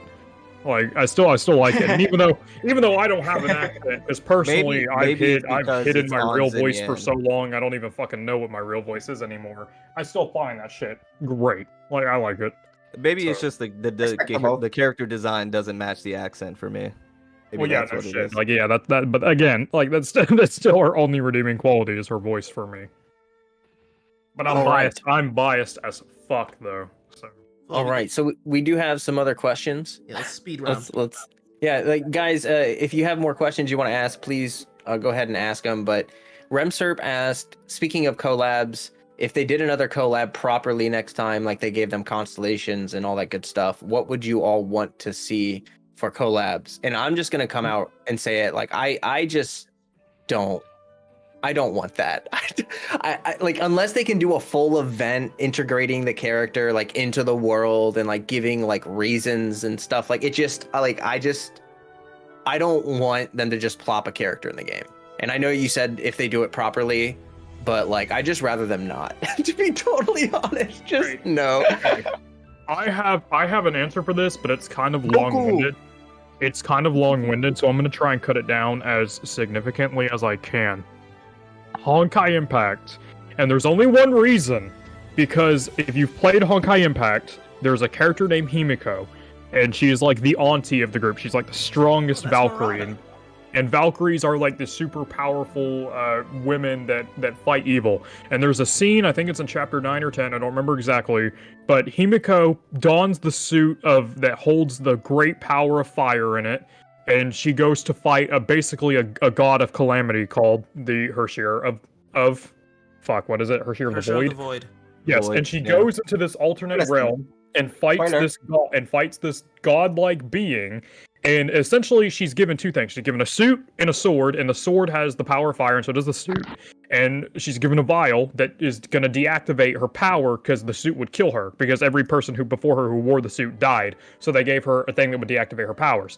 And while she's fighting this deity in this alternate realm, she, instead of giving the vial to herself, she gives it to the Hershir of Void, which deactivates her powers because it has a human vessel. And the human vessel was a Valkyrie, so it deactivated her Valkyrie powers, thus deactivating Hershir of the Void. So in the process, Himiko is stuck in this suit with this sword that has a great power of fire, and she just falls into a void and disappears. And unlike every other Valkyrie who dies in that game, she is the only one who underneath her activation symbol doesn't say out of commission, it doesn't say like dead or anything like that. It says missing. It doesn't say she's dead, it says she's missing. And as I said, suit of fire, and in Genshin Impact, Honkai Impact and Genshin are definitely linked, and Honkai Impact, you see the like Storm Terrors that he's canon in the game, not like a collab event. He's actually in the game. I think it's chapter 17. There's a cutscene where you see a Storm Terror in the bottom right corner, and I am convinced, especially because we know that some of the people call, or in the story somewhere, I don't remember where. The Children of Murata. The Children of Murata. So I am 99.9% sure that the Pyro Archon is Himiko. It's Himiko. Yeah. It has to be. It's based on Himiko. It's such a perfect it's such a perfect shitstorm of like these clashing ideas, especially because she disappeared wearing a suit that contains the great power of fire. Like, come on, bro. So yeah, I hope that would technically be a collab character. I hope it's Himiko. Would it be a collab if she's the Pyro Yes, because Archon, because she's from Honkai Impact. So like if Raiden's a collab?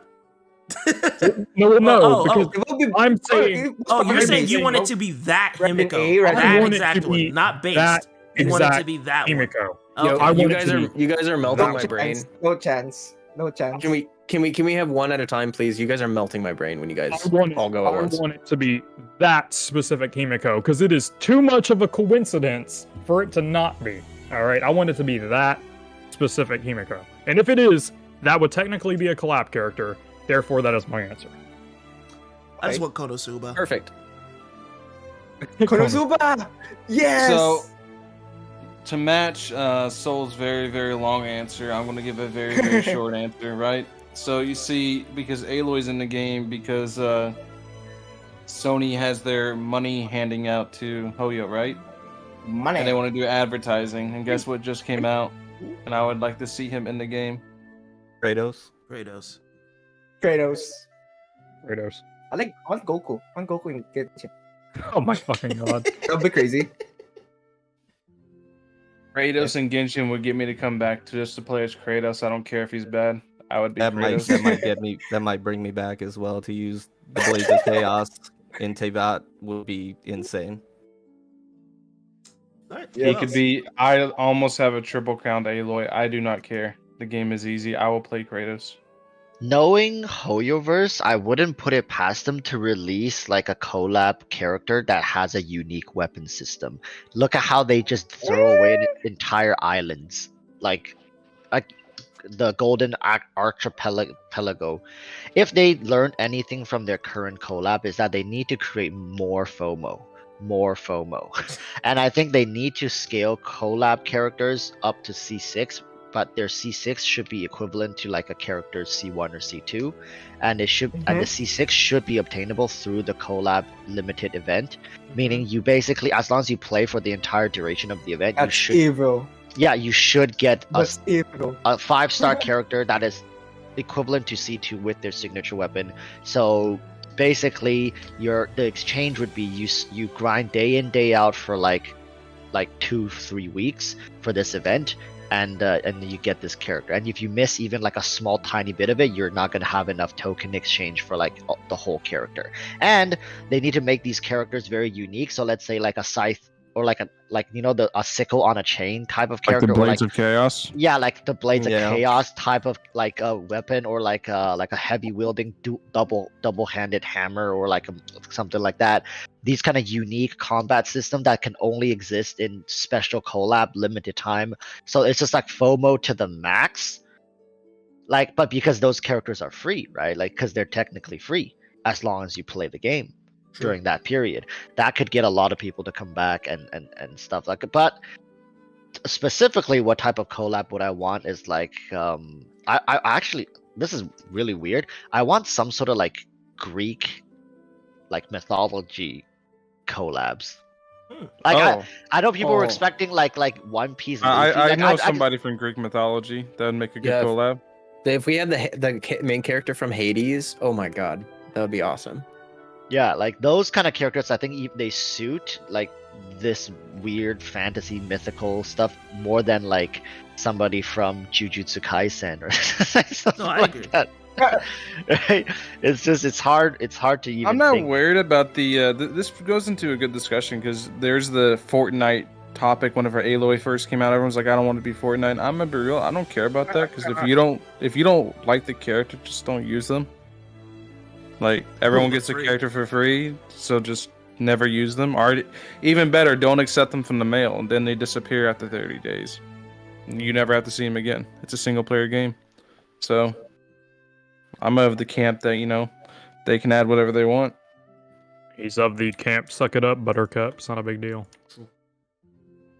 That's a good take. I agree with that take.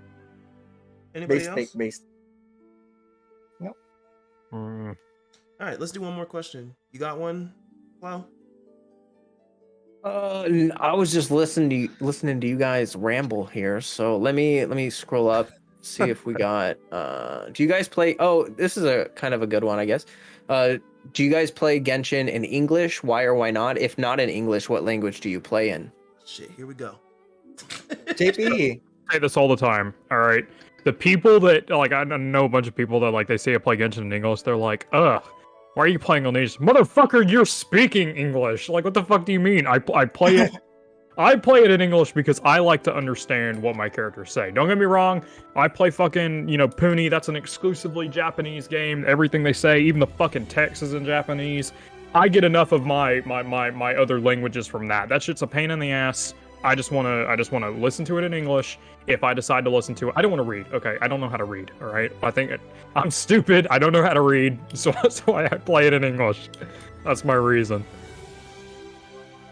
Perfect. Final Flame. Yeah, as for me, I play in English also, and people do be coming through. They're like, ew, why are you playing English, playing JP or something? I'm like, hey, if you want to play in JP or, Chinese, Korean, feel free. But I'm going to play in English because I understand it. And also, somebody has to sit here and appreciate the English VA's work. So you go enjoy Exactly, whoever you yes. want to enjoy, and let me be the Yes. guy that appreciates the English VAs. How about that? That's my Talking take. about why you watch it in English while they polish their katanas.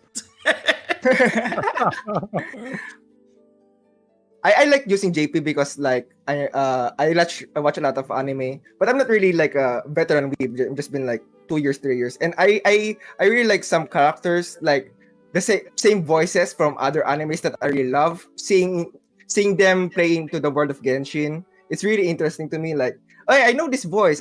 This is very like Hoto's voice actress. Yeah, I love her. I love her role in Konosuba. So it's really it makes it so much more fun to like go through the story and hearing these familiar voices. So That's right. You see, jokes on everybody because my game is permanently muted. Ooh. Even like no cap. I only unmute my game when I'm doing summons because people refuse to watch me summon without listening to the annoying ass. Yeah. Like that. Yeah, same. So- I have fucking in-game audio muted so I can listen to fucking an 8-hour-long video about how cheese is made.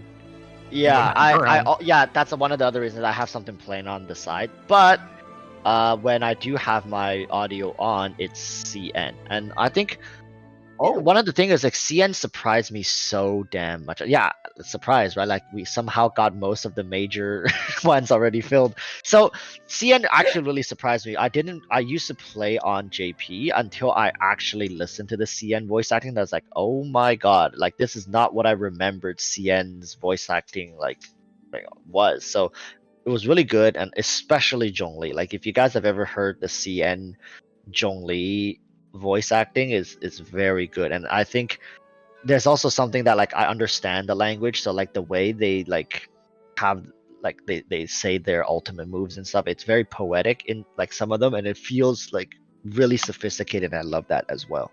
But 99% of the time it's muted, so doesn't even matter. Nice. Nice. Who hasn't gone? Valk. I don't know if you. Hasn't.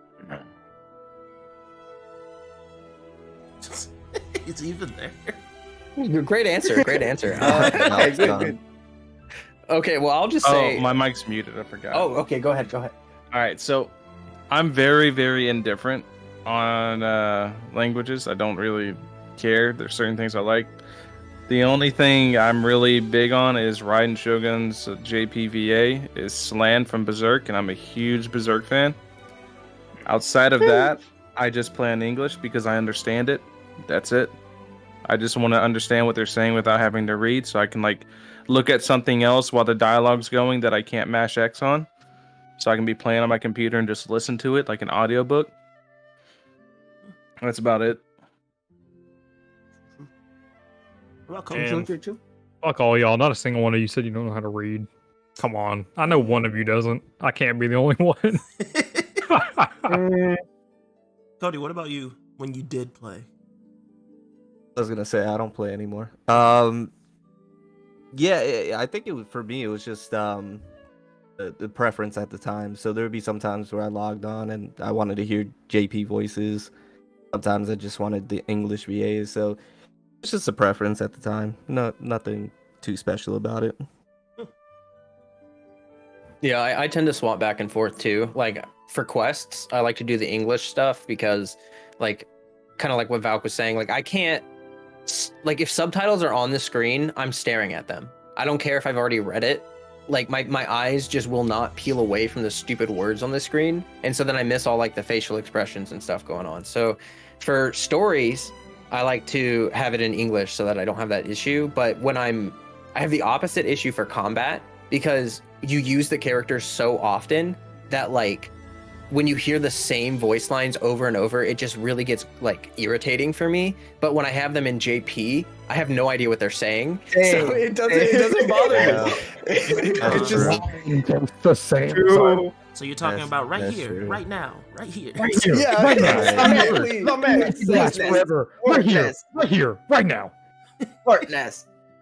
Yeah. So for combat, it's JP. All right. Did they implement a skip button? No. I fucking wish. Holy smokes! Why not? They wanted the people to like go through the story. Yeah, They were especially they since- were You so realize, Oh, they that wanna if get you you don't add a emotionally skip button, the invested. people that want to skip are gonna skip. It just changes how many buttons they have to press to skip.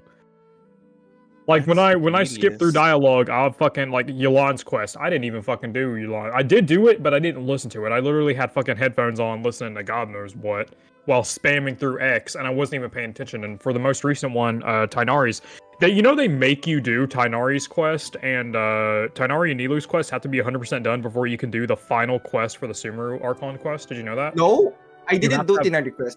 I You didn't have do. to- Yeah, they did. Yeah, they did. If you already claimed the quest and had it in Oh, your it's the log, thing, yeah. you had to finish them in their entirety before you were able to do the final one. So I had to do Tainari's and Nilu's quest before I was able to Oh my- turn in the final quest for Sumeru. So that whole fucking time I was watching Chainsaw Man while spamming X or whatever. Oh my I use God. on the keyboard. I think it's X. Reminds you of the person who got banned by using No, an auto clicker. Yeah, the Yep. auto clicker. This time he got- That Oh my sounds- God. You I did think- have, yeah, that's horseshit. You did have to do all of Nilu's quests because I checked every single time they were done with dialogue. Because I don't know which one, but one of the NPCs in Nilu's quest was also involved, and the only quest where Nahida wasn't part of it, the NPC was part of it. I haven't done it, so Fuck. I think Hoyoverse wouldn't add a skip button because they need to farm your playing hours. True. All right. Yep. I think we'll. I didn't really see any other questions. can I ask a In the question? chat. Can I ask? Can you ask a question? Just Yeah? for you, Gene. No, go Everybody? away. I'm just kidding. Go ahead. Oh, okay. How would you describe the whole Genshin community in like a summarized, like one sentence, like short sentence? I can fuck that shit. I can do it in one word. Cesspit. Oh no. Oh my God. Okay. That's two words. But again, I don't know how to speak Alright. English, so I can do it in a single word, and that's soft. soft. Yeah. Oh. Oh. They take so much offense to absolutely nothing. Like I know I'm not one to speak, but I'm sure you've can tell based off my mannerisms. I'm very much so you say whatever is on your mind, and people can see how they want. Like I saw earlier, I said retarded in a negative context, and a bunch of people in the chat were like, "Oh, can you not say that? Can you not say that?" No, I'm gonna say what I want to say. Yeah, true. Like you can be offended by it. That's good, but like I am not going to change the way I speak for fucking ass sniffer 772 on the internet. Like I don't give a shit. Indeed. Like I grew up in the fucking South. I don't know what about y'all, but here's the best way to describe it. A lot of the modern generation is very main character syndrome, very self-important. They grew up everybody telling them they're the best, they're amazing, and then the internet only made it worse. Because now you can join communities where everybody generally has the same opinion, and if somebody disagrees with you, you can just push them off to the side. And especially in Genshin, that's so fucking common. Like, here's a great example. A lot of characters come out, they'll be like, oh my god, fucking, oh, this character is great. I love this character. But then, like, you bring up the actual statistics of, no, they're not. Here's the proof. Blocked. Because they don't want to hear it. And it's only got worse. So, like, a lot of the modern Genshin community, I see a lot of people chatting, they're kids, bro, they're kids. No, the fuck they're not. I can safely confirm, I interact with the community daily, all right? And I can confirm that, no, they're not kids. A lot of them are, like, 18, 19, 20, and I've had terrible interactions with older generations too. Now, obviously, yes, the older they get, the less likely they are to give a shit about some fictional character. But you've got to keep in mind that this has been a problem on the internet for 5 years, and those people that were 14 when it happened are now 20, and now they're still doing it. It's a fucking huge problem, and like they get so upset over nothing, like just a different opinion. Like if you have a different opinion than them, unacceptable. I refuse to accept this. It's horseshit. Yeah, I mean, I think a lot of people are kids like that, because like I don't like using terms like that in conversation, but I'm not going to tell, like, you are a guest on my podcast. I'm not going to like police your speech. You know what I mean? You can say whatever you want. You can act however you want. I'm gonna play devil's advocate. I disagree. I think if I'm the guest on your podcast, if this is going on your channel, you should have the right to say, hey, don't do this on my channel. You should have the right to say that. Now, if you told me that, I would tell you to go fuck. No, I'm just kidding. but I wouldn't be happy about it, but I would respect your opinion because this is your channel. So I disagree with that specifically. Same here. But keep going. Okay. I just had to say that. I guess for me, I would say passionate. Now the question is what they're passionate about. Sometimes not the best things, and sometimes they're actually like really wholesome and down to earth. But yeah, I would definitely say passionate. Just depends on what the passion's being aimed towards. I would choose the word misrepresented, because there's a lot of good people in this community, evidently with most of our communities minus Soul, because for some reason he just can't find Repeat yourself. I didn't hear that. Yeah, that's true. So that's true. I mean, like, I think because it's the people who scream the loudest that gets heard, right? That's what it ends up happening. And that's what's happened with the Genshin community. It has such a bad rep because of all the people who have, who are constantly just yelling at the top of their lungs about everything. And it's given the community a very bad rep. And that's why I think the Genshin community by large is very misrepresented by a very small group of people. And it's because most of the time the people who actually are more, I guess, air quote, likable and more presentable, they just keep it themselves. It's really the people, if you've noticed, are the most vocal, the most outspoken, or the most like animated, the most people like Twanto, who are very trendy and stuff like that. They're definitely the one that gets the most exposure. I'm not saying Twanto is misrepresenting the community. I just gave him as an example. But other people, you guys know who they are, like the ones who speak the loudest, who have the most things to say always. And that's why we get a bad rep.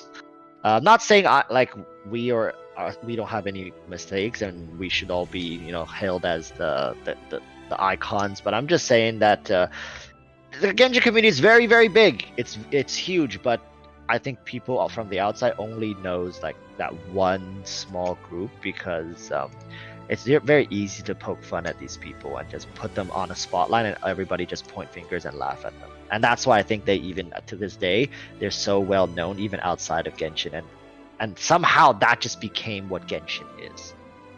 True. Yeah, well, it's easy. It's really Very well easy to said. generalize people. You know, it's like super easy to see the vocal minority and just put them in a box, and it's like, okay, that's solved. It's Genshin obviously players not, yeah. yeah, it's more complicated. Yeah, vocal minority. Fuck. It doesn't help that like a lot of actually sane people don't want to even touch Genshin right now. Yeah, when was it? I think it was in was it January? Where like it was like, oh yeah, dude, oh you play Genshin? Pedophile. Oh you play Genshin? Terrible human being. Oh you play Genshin? Can't take other people's opinion. And it's I understand it for like games like Smash or Minecraft because they had that really big problem with it, but like there's only one situation of Genshin where I can remember where it happened, and I didn't even know what was happening until 2 years later, and that was after being in the community for so long. And it also doesn't help that the actually sane people that play the game don't want to tell people they play the game. Like you wouldn't fucking catch me dead telling other people in real life that I play Genshin. Like, oh, what's your favorite game right now, Poony? What's that? Don't worry about it. It's not Genshin. Like, it's fucking terrible. Because it's kind of like Fortnite, where like it got really, really big, really, really fast, and like you don't realize how big it is, but it's fucking huge, and now it's just popular to hate on it for no reason. Ass, bro. So Cody, Jima, what about you guys? Yeah, I think. Oh, go ahead. You want to go first? I will describe Genshin community as like very diverse and fragmented. Like we can like it's hard to clump up every like person who plays. It's too big. It's like a worldwide phenomenon. Like we got for me, when I focus on my YouTube community, like my own comment section, like it's like 99% very wholesome. Like I can tell you enough. It's like I don't see anybody like people saying, oh, Genshin fans are the worst. They're like the toxic, most cringy stuff. But when I focus on my own niche, my own community, we like agree on everything. Like there's not much like, you know. But when I go outside, when I like last month I tried downloading Twitter. Oh my god. Yeah, it's a different world. It's like we're not even playing the same game. That's how diverse Genshin is. It caters to a lot of age ranges, different values, different morals, different like, you know, people care too much about fictional characters. But in my community, we really don't care. We separate fiction from reality, and yeah, I think that's the best word to describe it. If you look in the right places, Genshin community is the best for me. Jimo, your community is so wholesome because you farm Coomers, and I'm like, maybe I'm Coomers are wholesome. Yeah, I was about to say, I might be They're biased. wholesome. They don't have any of that. They don't have any of that backlog of testosterone. It's all released.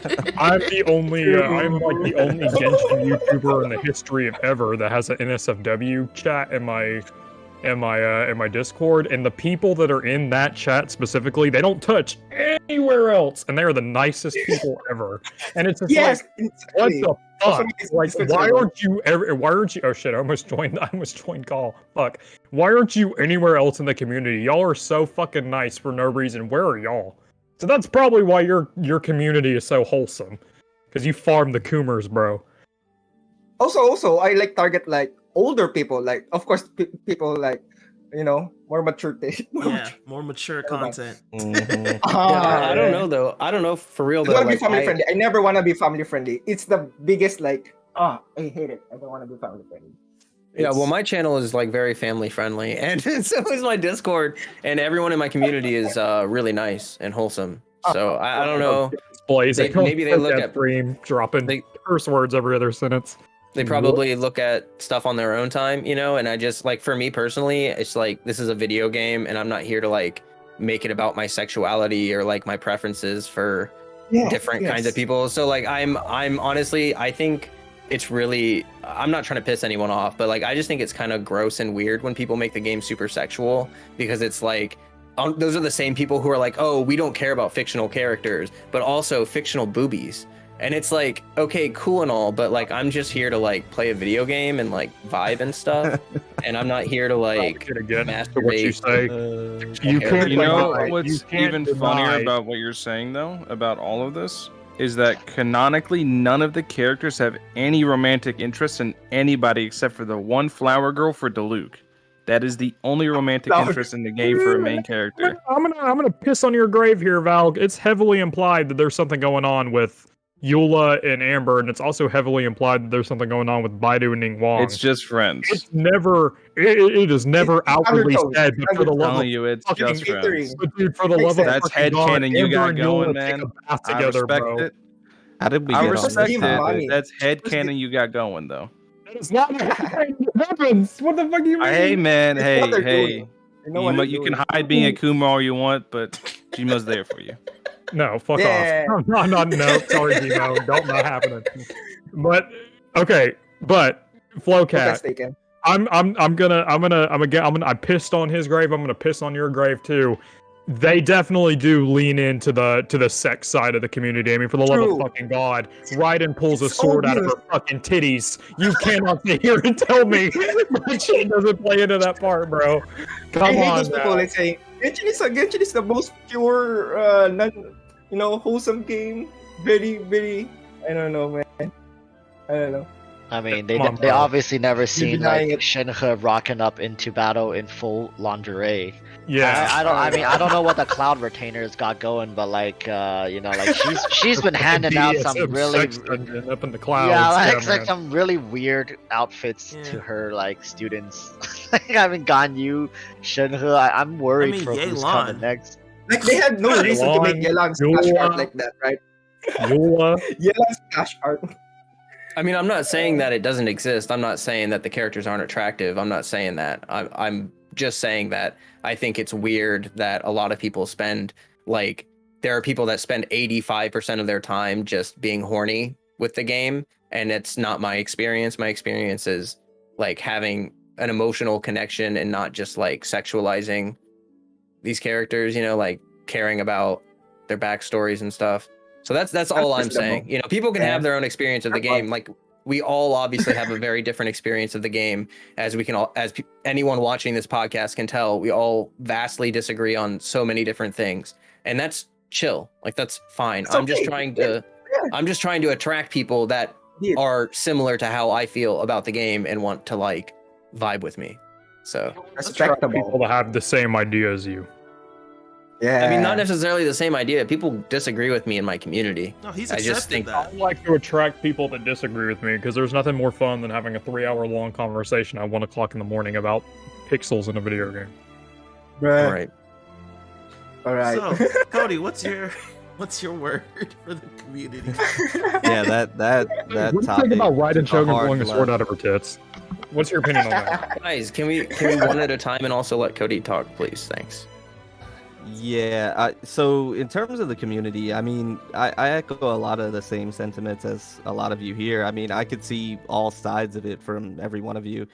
I think the Genshin Impact community is, in my opinion, a typical gacha community. That's what, to me, that's what Genshin Impact is at its core, is a gacha game. It's a typical gacha community, but because of how large Genshin Impact is, it's amplified to the 10th, 100th degree. So you have in each gacha game that community of individuals that are wholesome, and then those individuals that are extremely toxic. And with Genshin Impact, because of how large it is, in my opinion, that minority of people that are toxic are just amplified a little bit more because of how big Genshin is and how popular it is. They could say something extremely outrageous, and because of how popular and trending Genshin Impact always is, it just gets amplified, and it becomes trending itself, and then it becomes a community-wide problem, and then you see it hashtagged on Twitter everywhere. Every gacha game is like that. It's just they don't have the platform that Genshin Impact does. So when somebody that's toxic on Genshin Impact says something, it goes trending, or it becomes a major issue. But you see that in every gacha game. So I think the community has most definitely its wholesome parts. I've been a part of it. And there's some great people within the Genshin Impact community, but then of course, Like you with guys. every game, yeah, exactly. But like with every game, you have the good and you have the bad, and the bad is just accentuated a little bit more with Genshin because of how popular and big it is. Before we hop off, I want to warn everybody: if you see a character trending on Twitter, don't click it. Don't go into it Why not? What? unless it's brand new. If it's a brand new character, then Fan you're art. safe. And But Now if I'm it's not a curious. brand new character, don't click it. I was about to say, because like on fucking Twitter every single day for the past like week, Scaramouche has been trending. So Scaramouche. Do you guys, do you think Scaramouche will surpass Nahida sales, or what's your like? no, prediction? No. No? No, it's not Okay, let's possible. go. Not possible. You guys The amount of times guys I've have big heard brain. You guys X have or big brain. Y is trending, and then saying don't go click it, and then somebody clicks it, and they go, "I regret everything." I will click I it. wonder why this person's trending. you can say whatever you want about Twitter Genshin, but I will say this: if you ever feel bad about yourself, if you ever think you're like a terrible person or you're not that smart or like you have bad takes, log on to Twitter, look at the trending section, click on whatever is number one and scroll through it for 5 minutes. You'll walk away feeling like you're the smartest fucking person on planet Earth. That's Guaranteed. true. That's true. Guaranteed. That's true. We can all agree on that. True.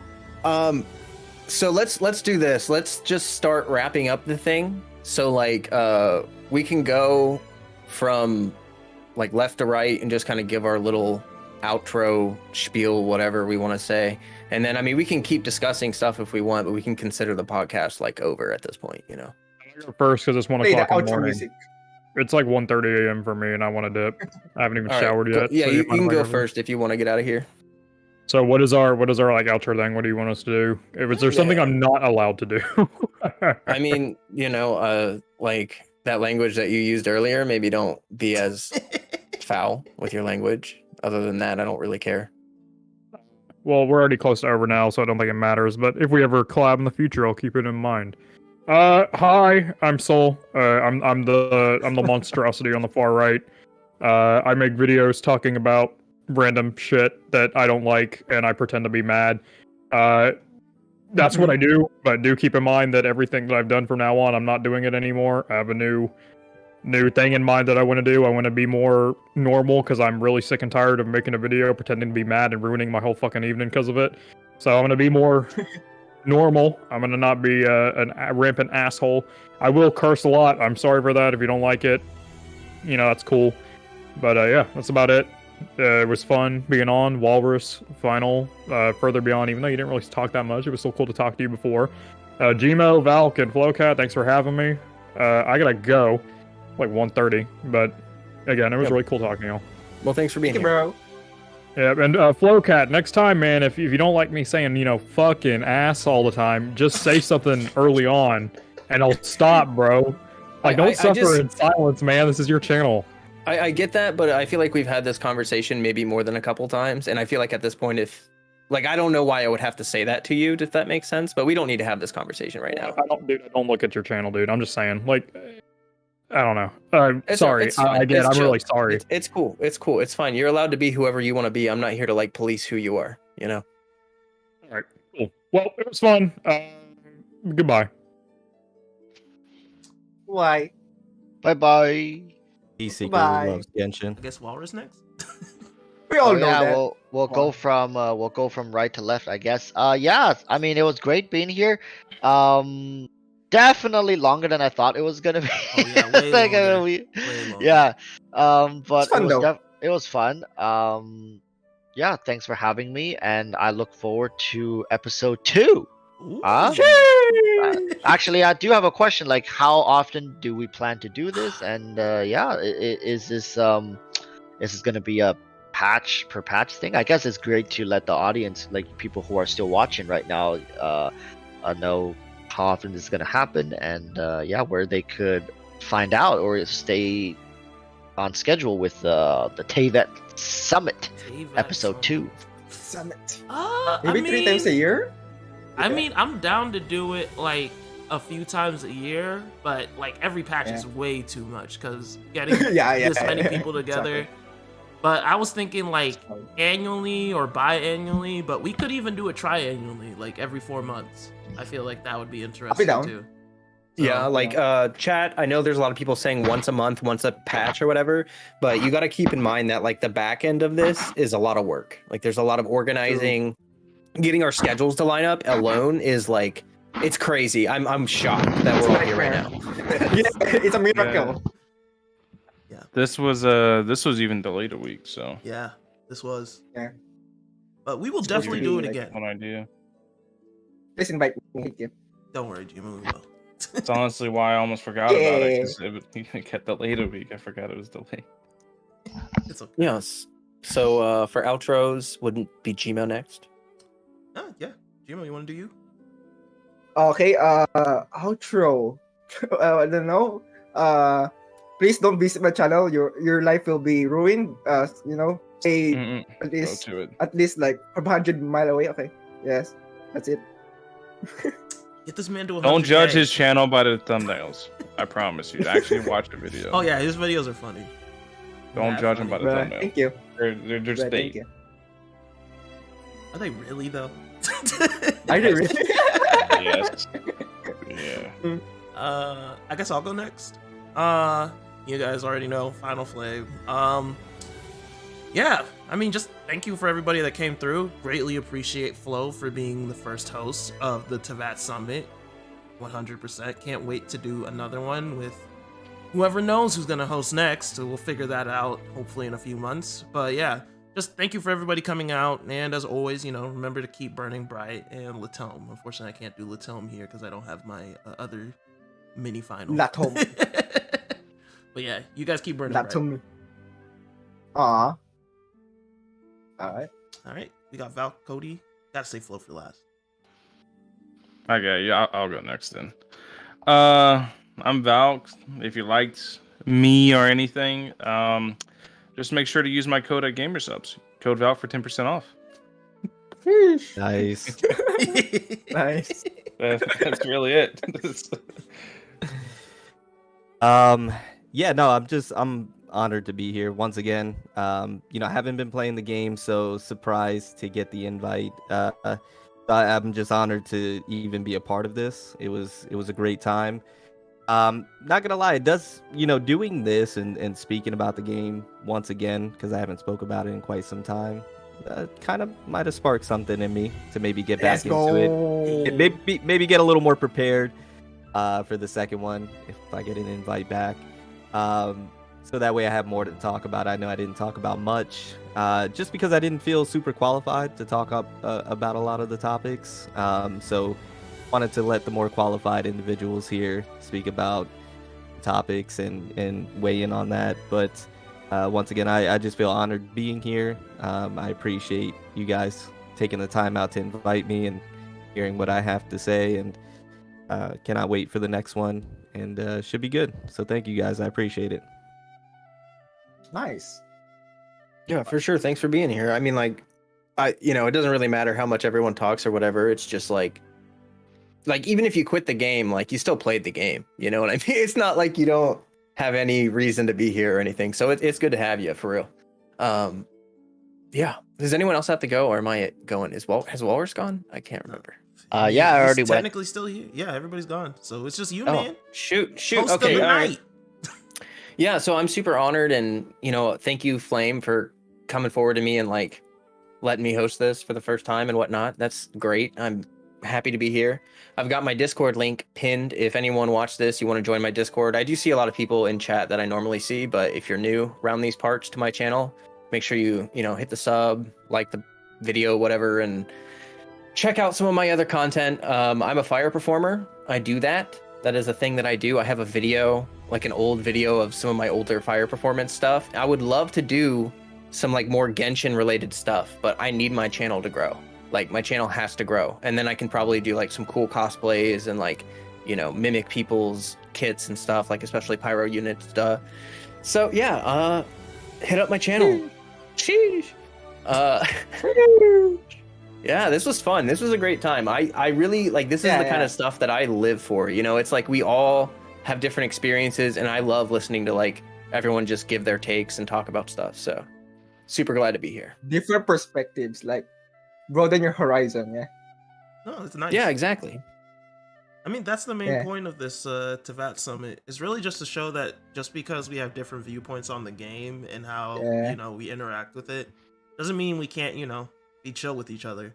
And that's the main thing. Like we see sometimes in the community, and like Walrus said, a lot of it is represented. But Represented. it's nice to just remind people that just because we come, We're from human different- beings. We're decent human. Yeah. Yeah, exactly. We're human. But yeah, it's We're not nice just to remind the NPCs. communities about that. Yeah. So yeah, Aw. hopefully, we'll get some stuff figured out for the next one really soon, so we can announce that early and also be way more prepared. But that will probably do it for this Teyvat Summit. Flo, you want to say anything to close it out? Yeah, just so if you want to follow what we're doing with this, since we're gonna try to do this again, subscribe to our channels. We'll be talking about it in our streams and our videos, in our content, to give you an idea of what's going on, that kind of stuff. So yeah, if you're in our Discords and stuff, that is the best way to do it, especially Final Flame. Like, make sure you're subbed to his channel specifically, because he is the one that put this all together. Like, big shout out to Final Flame here. This would not have been Thank you, possible. Final Flame. It's like so much work that he did for this that none of us did. So it's really great. It's really great. Big shout out there. Other than that, that's all I gotta say. All right, guys. Well, that'll be it for the stream. We will see you guys in our respective channels and in the next Teyvat Summit. Until then, I guess, bye. Peace. Bye bye.